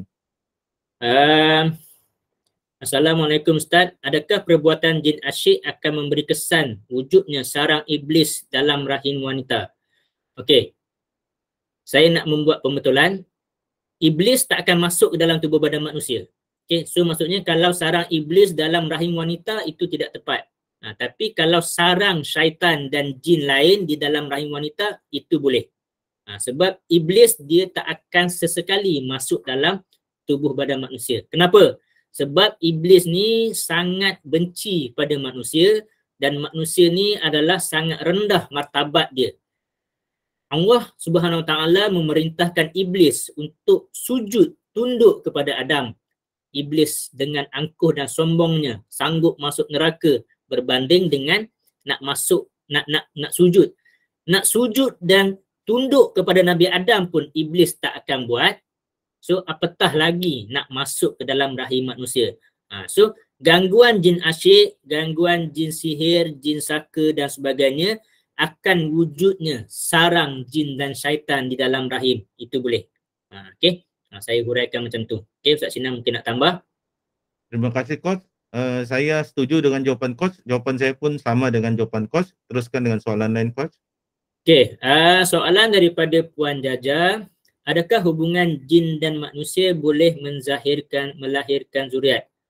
Dia tak boleh melahirkan zuriat lah sebab dia tak ada jasad pun, tak ada jisim pun jin. Kalaulah anda kata ada zuriat juga yang pernah berlaku, dia bukan di alam manusia. So pernah mendengar cerita-cerita lah. Macam kalau kita baca buku dulu-dulu Tamajalis ke, berbicara dengan jin dan sebagainya tu, bila ada seorang manusia berkahwin dengan jin bunyan, dia ada anak di alam seberang sana. Dan juga ini juga pendapat hukum jin berkahwin dengan manusia ni juga ulama juga ada membahaskan. Kalau Imam Syafi'i, mazhab Syafi'i memang adalah haram hubungan antara lelaki dan manusia berkahwin, antara jin dan manusia berkahwin. Tapi saya tak ingat mazhab yang mana, saya minta maaf, saya tak ingat. Cuma ada salah satu mazhab boleh berkahwin antara jin dan manusia dengan syarat yang jin tu adalah yang wanita tu adalah daripada bangsa jin, lelaki tu adalah daripada bangsa manusia. Sebab kalaulah wanita jin tadi mengandung dan melahirkan pun, zuriat tu hanyalah berada di alam jin. Cuma saya minta maaf atas kekilafan saya tak ingat mazhab mana. Kalau tak salah Hambali ke Maliki macam itulah. Okey. Kalau mazhab kita, mazhab Syafi'i, memang jelas menolak hukum jin berkahwin dengan manusia. Sebab kita kena faham, jin ni dia tak ada jasad, dia tak ada jisim. So kalau dia melahirkan zuriat, memang tak akan ada zuriat di alam yang nyata. Cuma yang pasti bila berlaku hubungan gangguan kena rogol, ditiduri oleh jin, biasanya gangguan jin yang kena tidur, kena rogol tadi akan merosakkan zuriat. Kalau suami isteri yang bersama ada sperma yang dah nak menjadi anak, bila ada kena ganggu dirogol pula oleh jin tadi akan mengganggu janin tadi, merosakkan zuriat tadi. Zuriat tadi mungkin boleh jadi cacat, boleh jadi ada masalah-masalah mental yang lain, ataupun boleh keguguran. Itu boleh. Okey. Alhamdulillah. Ustaz Sinar nak tambah kat situ. Terima kasih Coach. Okey, tambahan daripada saya. Pertama, saya setuju dengan apa yang Coach katakan, dan saya juga lupa memang ada satu mazhab yang mengatakan boleh berkahwin dengan jin, tetapi yang lelakinya mestilah manusia, yang perempuannya yang jin. Cuma majoriti ulama tidak membenarkan. Kita kena lihat ada dua perkara. Satu, hukum agama. Sah kah tidak sah perkawinan itu?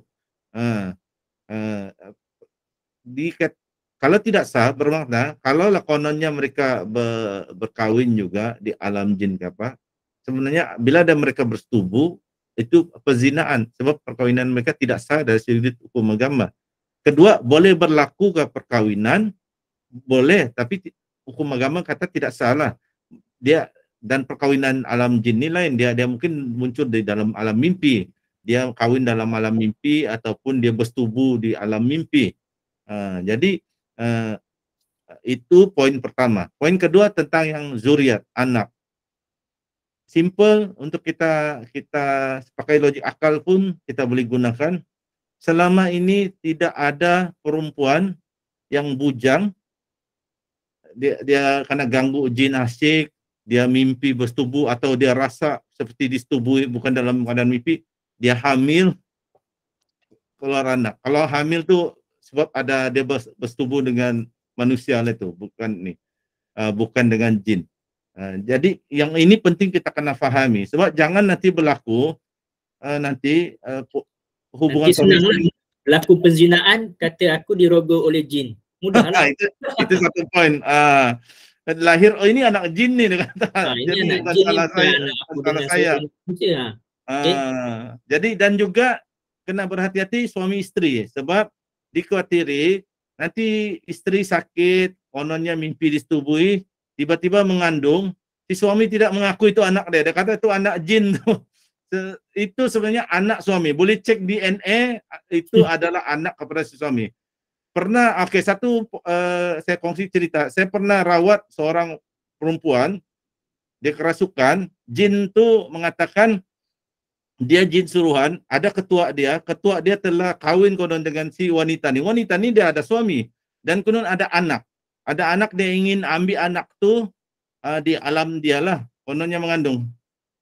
Saya bagi tahu suami jangan percaya, sebab bawalah kata istri tidak mengandung. Bila bawa, jadi kalau jin tu kata dia nak ambil anak kah, suruhlah dia nak ambil anak, sebab sebenarnya wanita tu tidak mengandung, tidak ada anak. Itu dia buat cerita hanya untuk suami istri ini bercemburu untuk peranda dan untuk bercerai. Sebenarnya ada jin asyik yang suka, dan bukan dia suka kepada isteri, dia rasa isteri, tapi sebenarnya jin itu suka kepada si suami. Tengok berbagai tipu hela, tipu daya jin kalau untuk mengganggu manusia untuk memporak-porandakan rumah tangga. Jadi itu tambahan dari saya. Teruskan Coach dengan soalan-soalan seterusnya. Okey, daripada Syuhada Rashid, terima kasih. Faham. Jin fanatik terlampau, psycho. Jin yang taksub, jin fanatik terlampau, psycho. Ikutlah apa-apa istilah yang melampau-lampau tu. Okey, Assalamualaikum Ustaz dan Coach. Apakah yang dimaksudkan dengan badi? Ada golongan yang tak menerima adanya badi dan menghukum kepercayaan badi itu kepercayaan syirik. Setakat mengetahui saya, badi itu sebahagian daripada sihir juga. Dia badi ni dia bukan sihir. Okey, dia lebih kepada jin yang berdamping tu macam mana. Kalaulah kita kata badi katak, orang yang terkena badi katak akan ada mengerutu kulit dia seperti kulit katak. Sebenarnya jin tu yang mungkin duduk pada katak, jin-jin liar, jin-jin hutan yang duduk pada katak. So maka dia akan membawa sifat-sifat yang ada pada katak. Bila jin itu mengganggu manusia, maka dia akan membawa sifat-sifat yang ada pada katak tadi, kulit-kulit mengerutu dan sebagainya. Okey, kalau dia terkena badi ular, maksud dia jin tu, jin asalnya jin liar, jin hutan duduk pada ular dan dia akan membawa sifat-sifat macam ular tadi. So bila orang tadi tersampuk dengan jin ular, maka dia akan berperwatakan seperti ular, berdesis, menjelil lidah dan dia akan mula rasa mengesot-ngesot dan sebagainya seperti ular. Okey, kalau dia terkena jin harimau pula, badi harimau pula, dia akan membawa pada perwatakan harimau tadi, mengaum, menggeram dan sebagainya. Dia bukanlah so badi ni dia bukan sihir. Badi ni biasanya kalau badi mayat ni pula mungkin pada si mayat tadi, si yang dah meninggal tadi, dia ada gangguan-gangguan jin saka. Dia mungkin ada saka ataupun dia mungkin ada sihir. Bila kita yang mungkin tolong memandikan jenazah si mati, jin tadi boleh mengganggu kita. Ataupun juga jin yang memang berkeliaran. Bila kita memandikan mayat, kita mungkin tak buat perlindungan diri dan sebagainya, jin yang berkeliaran luar tadi mengambil kesempatan dengan sebab kita takut, mungkin masa nak mandi mayat tu kita ada rasa perasaan takut, maka jin tadi menyusup masuk dan menjadilah orang kata badi mayat. Sebelum ni saya tak ada sakit gangguan jin Ustaz, tapi baru dalam minggu lepas saya ada mandikan jenazah seorang hamba Allah ni. Selepas saya mandikan dia tu, saya jadi demam-demam, sakit dan sebagainya.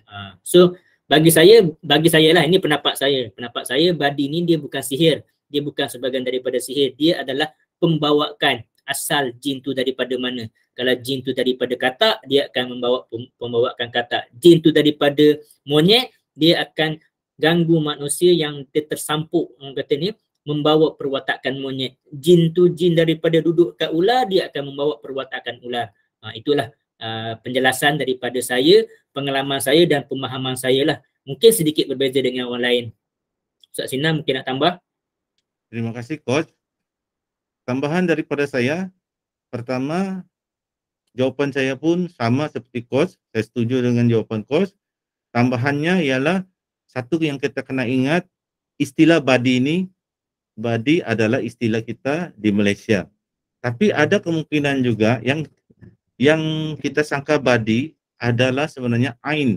Seseorang itu terkena ain. Sebab kena ingat, jin juga boleh mengenakan ain kepada manusia. Bukan saja manusia mengenakan ain kepada manusia, jin juga. Mungkin ada jin itu menjelma dalam bentuk ular. Kita pukul jin itu, rupanya itu anak jin. Kita pukul ular tu mati. Rupanya itu anak jin. Jadi bapa jin, dia pandang kita dengan pandangan yang tajam, kita pun terkenalah ain. Tapi kerana kita pukul ular tadi, jadi kita gunakan istilah yang popular di negara kita katakan kena badi ular. Tapi mungkin juga tambahan daripada yang tadi itu sama, saya setuju dengan jawapan Coach. Tambahnya mungkin juga sebenarnya kita kena penyakit ain, cuma kita istilahkan di dalam bahasa kita sebagai juga dalam kategori badi. Itu tambahan daripada saya. Teruskan Coach. Okey, terima kasih. Salam Ustaz dan Coach, bagaimana ciri-ciri jin saka suka seseorang yang dipilih olehnya dalam sebuah keluarga? Ini banyak ciri-ciri. Kadang-kadang dalam keluarga dia tu dia anak yang terlalu baik juga jin saka ni suka. Okey, kalau anak tu terlalu baik, jin saka tu suka sebab dia nak menyesatkan. Ataupun dalam ahli keluarga dia tu dia adalah orang yang paling jahat sekali. So maka jin saka tadi memanglah dia suka sebab senang dia nak hanyutkan. Ataupun dalam ahli keluarga tadi dialah orang yang paling meminati ilmu-ilmu gaib, ilmu-ilmu misteri Nusantara ni. So jin saka tadi mudahlah untuk mempengaruhi dia. So macam tu. Itu antara ciri-ciri pilihan jin saka. Dia sebenarnya dia tak ada syarat yang tetap pun. Jin saka yang berbeza, dia berbeza. Kalau jin saka bidan, maka dia akan lebih memilih anak-anak yang perempuan. Okey, anak-anak perempuan ni mungkin anak sulung, mungkin anak yang tengah, mungkin anak yang bongsu, mana-mana pun boleh. Kalau jin yang silat, dia mungkin lebih suka kepada yang lelaki. Kita tengok macam mana. So dia tak ada syarat-syarat yang mesti tepat jin saka tu pilih yang macam mana. Kalau yang cuma yang kita nampak jelas lah, kalau yang bab bidan biasanya dia akan memilih perempuan lah. Lelaki dia tak ada lelaki yang jadi bidan lagi. Orang kata kalau zaman-zaman dulu pun macam tu. Okey, Ustaz Sinar nak tambah? Terima kasih Coach. Jawapan saya itulah seperti yang Coach jawab. Cuma tambahan saya, itulah sebabnya kalau seorang peruqyah dia syak, dia suspek seorang pesakit tu terkena jin saka. Setelah dia rawat beberapa sesi, dia nampak tanda-tanda kemungkinan jin saka, selalu dia cadangkan pesakit atau keluarga pesakit melafazkan ikrar pemutus hubungan supaya jin itu taklah terlampau perasan sangat, dia sangka dia diterima untuk mendampingi pesakit. Jadi bila pesakit selalu lafaz dengan keluar suara mengatakan dia tidak ingin ada hubungan dengan jin itu, agar jin itu sedar, dengar sendiri dari mulut pesakit bahwa dia tidak ingin didampingi. Dan di dalam lafaz ikrar itu ada juga disebut nama Allah. Ada zikir seperti la haula wala quwata illa billah. Jadi beri kesadaran kepada jin itu. Itulah kalau terutama macam saya, jika saya mensyaki yang mengganggu pesakit itu kemungkinan jin-jin jenis jin asik atau jin saka, saya akan minta mereka melafazkan ikrar supaya jin itu sedar bahawa dia ingin memilih pesakit itu sebagai tuan baru dia dan sebagainya lah, sebagai kawan dia baru, tapi pesakit itu sendiri melafazkan ikrar tidak ingin didampingi. Lepas tu akan lebih mudah untuk dia rawat dirinya dengan baca-baca ayat-ayat ruqyah seterusnya. Itu tambahan dari saya. Teruskan Coach. Okey, Assalamualaikum. Soalan daripada Fazli. Ada kawan saya berjumpa dengan seorang perawat. Perawat ni minta sediakan bahan-bahan untuk tujuan membuang saka. Adakah rawatan seperti ini dikira sebagai rawatan Islam? Kena perincikan sikit soalan tu. Sebab bahan-bahan ni umum sangat. Apa bahan-bahan dia? Cuma komen yang terbaru baru bagi tahu. Benang berwarna telur ayam, itu memang tak menepati syariat Islam lah. Sebab kalau soalan tuan-tuan awal tadi, buat rawatan untuk buang saka, saya memang minta bawa minyak wangi, saya minta bawa mandian gel bidara. Adakah saya membuat rawatan yang tak menepati syariat? So kita kena tengok apa bahan-bahan yang dia bawa. So saya juga minta pesakit buat rawatan, bawa limau nipis 14 biji, garam halus 1 paket. Adakah itu dikira sebagai rawatan Islam lagi? So kita kena perhalusi. Kalau nak bagi soalan tu biar jelas, supaya tak menimbulkan syakwa sangka ataupun fitnah. Okey. So kalau benang-benang berwarna, telur ayam kampung, ini merupakan syarat-syarat yang biasanya Tok Bomoh buat. Biasanya sebab kita kena faham, sebelum ni kita dah bincang lebih lanjut dah, tajribi, tauqifi. So kalau rawatan tu menggunakan bahan-bahan herba yang ada khasiat, tak ada masalah. So kalau ayam kampung, saya masih boleh menerima ayam kampung, telur ayam kampung sebagai bahan kalau telur ayam tu digunakan untuk kita makan. Okey, telur ayam kampung direbus buat makan. Telur ayam kampung selepas dia rukiah, dia nak jampi, dia nak buat goreng telur mata kerbau dan dimakan. Saya masih tak ada masalah, berlepas diri. Tapi kalau telur ayam kampung tu dialin-alin, kononnya nak menarik jin dan pindahkan ke dalam telur, itu tidak boleh. So sebab tu kita kena soalan tu kena spesifik. Kalau telur ayam kampung, kalau tanya saya juga masih tak ada masalah. Tak tahu kenapa Ustaz Sinar, sebab kalau kita sekadar untuk ambil telur ayam kampung tu direbus dimakan tak ada masalah. Tapi kalau telur ayam kampung tu nak dialin-alin di atas badan pesakit ataupun nak menarik bisa jin masuk ke dalam telur, itu tak boleh. Kalau nak bawa benang, itu memang jelas lah, obviously benang tak ada khasiat apa-apa. Okay? So kita kena tengok khasiat herba. So limau tadi pun sama juga. Saya memang bawa pesakit, suruh pesakit bawa limau. Tapi limau tu adalah untuk pesakit perah air perahan limau minum. Limau tadi ada khasiat untuk detox tubuh badan kita. Maka tak ada masalah. Tapi kalau saya bawa limau, kemudian saya gesek-gesek di badan, kemudian saya tarik jin masuk dalam limau, maka limau yang tadi asalnya boleh ataupun boleh diguna pakai juga dah tak boleh sebab saya memindahkan penyakit ke dalam limau.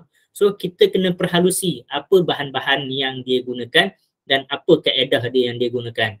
Okey, Ustaz Sinar nak tambah? Terima kasih Coach. Saya jawapan asal sama dengan Coach. Tambahan daripada saya,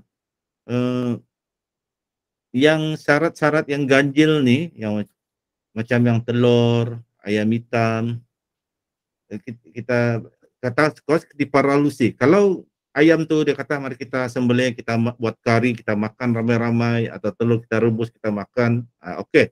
Tapi kalau yang jenis rawatan yang meraukan ni, itulah selain yang Coach kata yang dia sapu-sapu di kepala dan memindahkan penyakit kononnya di telur. Telur ini lepas tu akan dibuang, dia tidak akan dimakan, dia akan dibuang. Sebenarnya daripada kajian-kajian para perawat, sebenarnya itu adalah syarat yang diminta oleh jin. Sebab bomo ni, dia ni biasa, dia tidak mengaku dia berkawan atau berdampingan dengan jin. Sebenarnya syarat-syarat tu adalah syarat yang diminta oleh jin. Telur itu dibuat tu, lepas tu dibuang ke hutan untuk kononnya, sebenarnya bagi kononnya pada anggapan tu perawat untuk bagi jin tu makan. Tapi dia tidak akan cerita kepada orang lain. Jadi dia buat begitu, syarat-syarat yang tidak logik tu, yang tidak sebenarnya yang tidak berapa logik dan dari segi dia bukan herba dan sebagainya. Dia sebenarnya syarat tu sebab jin yang minta. Dia tidak akan begitu. Dia kata dia perawat yang tidak menggunakan jin, tetapi sebenarnya itu syarat kerana jin tu yang minta, dia buat begitu. Jadi itulah juga antara sebab kenapa tidak boleh kita minta rawatan dengan cara begitu. Di sebalik itu yang tidak diceritakan kepada orang ramai, kepada sakit, mereka buat perjanjian dengan jin dan benda-benda itu adalah untuk dipersembahkan kepada jin sebagai syarat-syarat ritual-ritual itu. Jadi itulah yang kita perlu elakkan. Tapi kalau seperti Coach kata, telur ayam itu direbus, dimakan, ayam itu disembelih, masak kari, makan, buat doa selamat, boleh, tidak masalah. Itu tambahan dari saya. Teruskan Coach. Okey, sebab tu kita kena teliti dengan apa yang dia nak buat. Contohnya juga, kita pergi jumpa dengan perawat tu kata minta bawa arnab. Okey, kita bawa arnab, tapi arnab tu kemudian dia rebus sehingga keluar minyak daripada arnab tu dia bagi kepada kita untuk buat urut dan sebagainya. Maka tak jadi masalah. Memang minyak arnab ni ada banyak khasiat. Contohnya macam itulah. Tapi kalau dia bagi arnab, tiba-tiba dia pulas saja arnab tu, pergi letak dekat pokok, biar kat situ untuk jamu si penunggu pokok, maka itu dah tak boleh. So sebab tu kita kena perhalusi. Okey, soalan yang seterusnya Ustaz dan Coach, bagaimana untuk membezakan jin saka dan jin lain? Okey, sebenarnya ini susah saya nak jawab. Dah kena repeat semula soalan, repeat semula kuliah.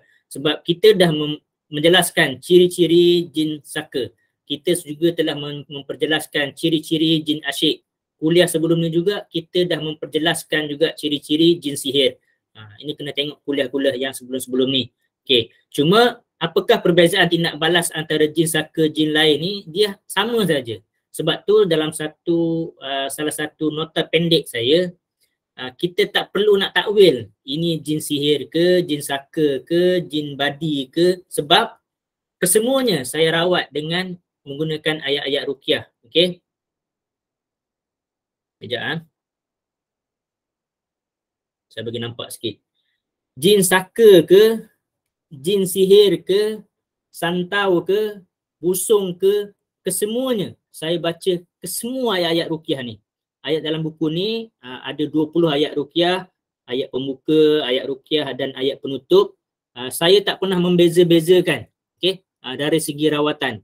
Okey, jin sihir pun saya baca semua, jin saka pun saya baca semua, anak degil pun saya baca semua, bergaduh suami isteri pun saya baca semua, kedai tak laku pun saya baca semua, anak degil tak nak pergi sekolah saya baca semua, lambat dapat jodoh saya baca semua. Okay?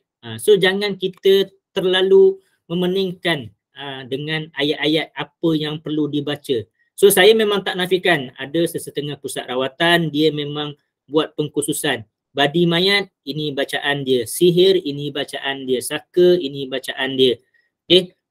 Memang ada, saya tak nafikan pusat-pusat rawatan yang terkenal juga buat macam tu. Tapi kalau nak buat rawatan dengan saya merawat daripada tahun 2010 sampailah sekarang 2023, saya baca kesemua. Lillahi ta'ala. Kalau saya potong pun memang mungkinlah saya potong sedikit lah. Ayat ni ada 20 ayat, mungkin saya potong 2-3 ayat. Tapi secara umumnya saya membacakan kesemua ayat-ayat ruqyah untuk semua jenis masalah gangguan. Cuma kalau saya nampak gangguan tu gangguan jin sihir, maka mungkin ayat pembatas sihir yang saya akan beri penekanan lebih sikit. Kalau ayat tu gangguan jin tersampuk daripada hutan, saya akan ada ayat lain yang saya memberi penekanan sedikit. Kalau gangguan tu jin saka, saya akan ada ayat lain yang saya beri penekanan sikit. Tapi secara umum saya baca semua. So bagi saya, pendapat saya lah, ini pandangan saya, mungkin berbeza di antara perawat-perawat lain. Tak perlu kita nak mencari sangat perbezaan dia. Sebab perbezaan antara jin sihir, jin saka, jin asyik, jin santau, jin susuk sangat-sangatlah sikit. Hampir-hampir sama. So dari segi rawatan juga adalah sama. Kesemua jenis gangguan jin dirawat dengan bacaan ayat-ayat ruqyah. Reaksi dia juga sangat-sangat berbeza. Cuma apa yang kita belajar, apa yang kita terangkan ni, ini adalah sebagai penambahan ilmu untuk kita faham. Jin sihir dia ciri dia macam ni, jin asyik ciri dia macam ni, jin saka ciri dia macam ni. Tapi secara umumnya keseluruhan dia gangguan jin adalah gangguan jin, sama sahaja. Okey? Itu adalah apa yang saya nak bagi tahu baliklah tadi. Okey? Okay, Ustaz Sinar ada nak tambah kat situ soalan tu? Terima kasih Coach. Ada penambahan dari saya pada saya. Berkenaan dengan perbezaan tindak balas jin saka dengan jin lain apabila di ruqyah, jika umumnya lebih kurang samalah dalam punya tindak balas. Tetapi sekiranya kita lihat dari sudut berdakwah, katakan peruqyah ingin berdakwah kepada jin, memang sukar untuk dihuraikan dengan kata-kata. Kita kena banyak pengalaman untuk kita dapat tengok tanda-tanda reaksi pesakit yang kerasukan tu, untuk kita dari berdasarkan pengalaman untuk kita dapat agak yang mengganggu tu jin asyik ke, atau raja jin ke, atau jin yang ingin balas dendam ke. Sebab reaksi itu agak berbeza. Saya bagi contoh lah. Tapi itulah, tidak boleh dihuraikan dengan kata-kata, hanya berdasarkan pengalaman. Banyak kita merawat orang, kita akan dapat, macam doktor lah, doktor yang telah banyak kali merawat orang, kita bagi tahu sedikit simptom kita, doktor tu dah agak, oh awak ni mungkin kena gastrik. Jadi macam contoh, kalau dah banyak kali merawat kan, bagi saya, kalau orang tu cepat kerasukan dan kerasukan gaya kasar, seperti harimau lah, buaya lah, ular lah, kemungkinan jin itu jin yang bertaraf korporal, bukan bertaraf general. Dia baca ayat sikit-sikit dah terus bereaksi, terus kesakitan. Tapi kalau jin itu tiba-tiba muncul, dia duduk tenang, dia bercakap, kenapa kamu panggil saya? Kenapa kamu mengganggu saya? Dengan tenang, kemungkinan itu ketua jin. Di situlah kita berdasarkan pengalaman, sudah balik-balik berulang kali kita rawat, kita jumpa berbagai reaksi, di situ kita boleh buat kesimpulan. Cuma sekadar kesimpulan, dia bukan kesimpulan keputusan sains di uji kaji di makmal yang mesti tepat 1+1 sama juga dengan 2. Ia adalah kesimpulan berdasarkan pengalaman, mungkin betul, mungkin tepat, mungkin tidak tepat. Jadi untuk menentukan itu, banyakkanlah meruqyah, ruqyah diri sendiri, ruqyah keluarga. Daripada pengalaman tu kita akan dapat bezakan tu jin asyik dia gayanya macam mana, jin saka gayanya macam mana untuk kita berdakwah. Kalau jin asyik kita berdakwah, janganlah jatuh cinta dengan manusia, kamu jodoh kamu sama bangsa dengan kamu. Jadi ringkasannya begitulah tambahan dari saya serahkan kembali kepada coach.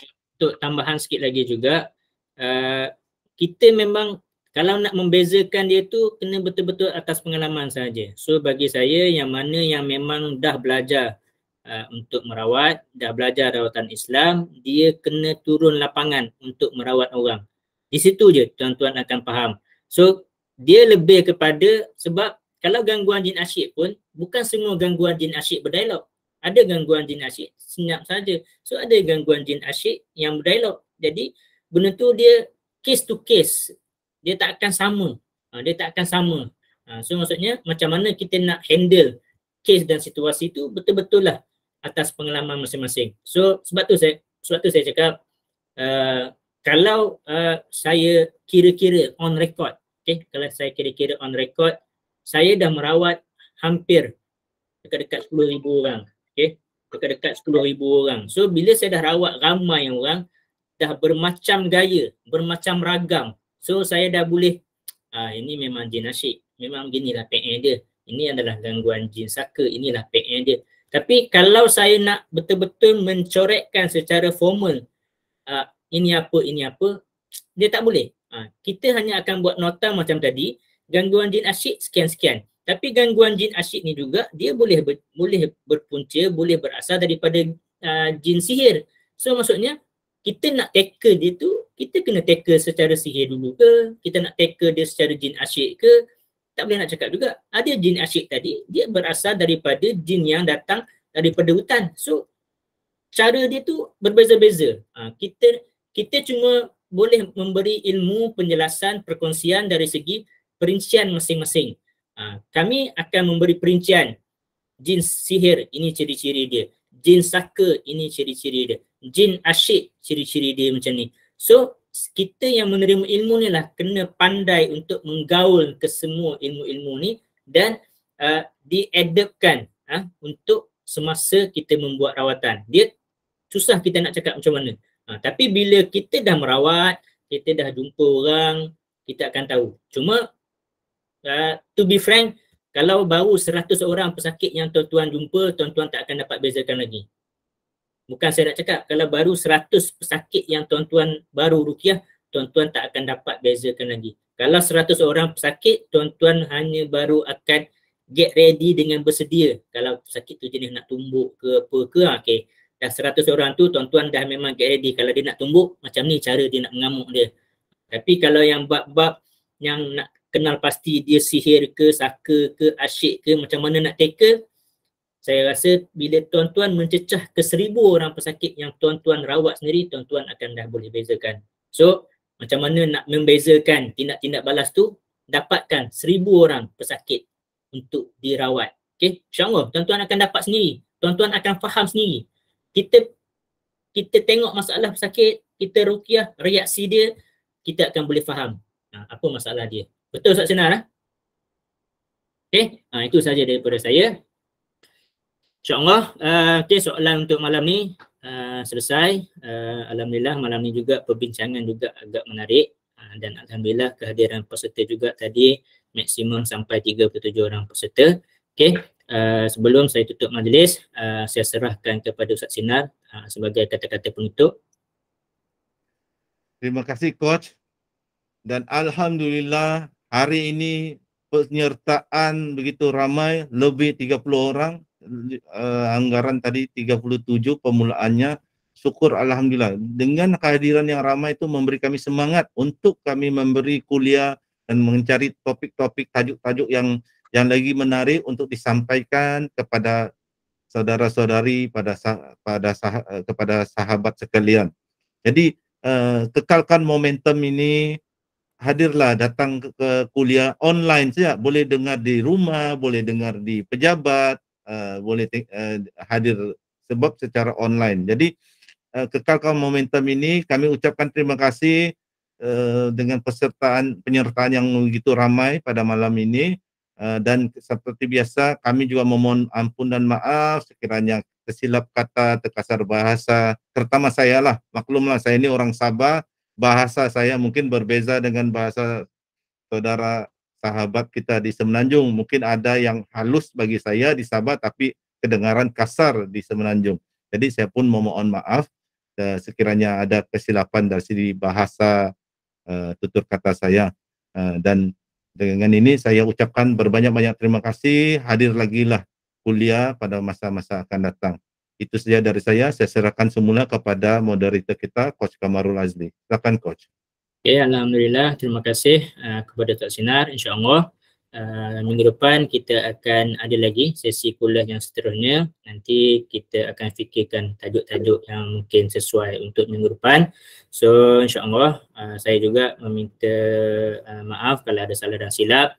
Saya juga akan post kembali akaun bank untuk sumbangan infak hadiah ke atas kami yang pemberi kuliah. Hadiahkan seikhlas hati. Jangan kisah sangat dengan value, RM5 pun dah memadai setiap seorang. So atas usaha saya dan Ustaz Sinar untuk menyiapkan nota-nota untuk kuliah. Okay, saya pun tak nak lanjut lebih panjang lagi, masa dah lewat. Saya tutup majlis dengan tasbih kifarah dan surah Al-As. Ya,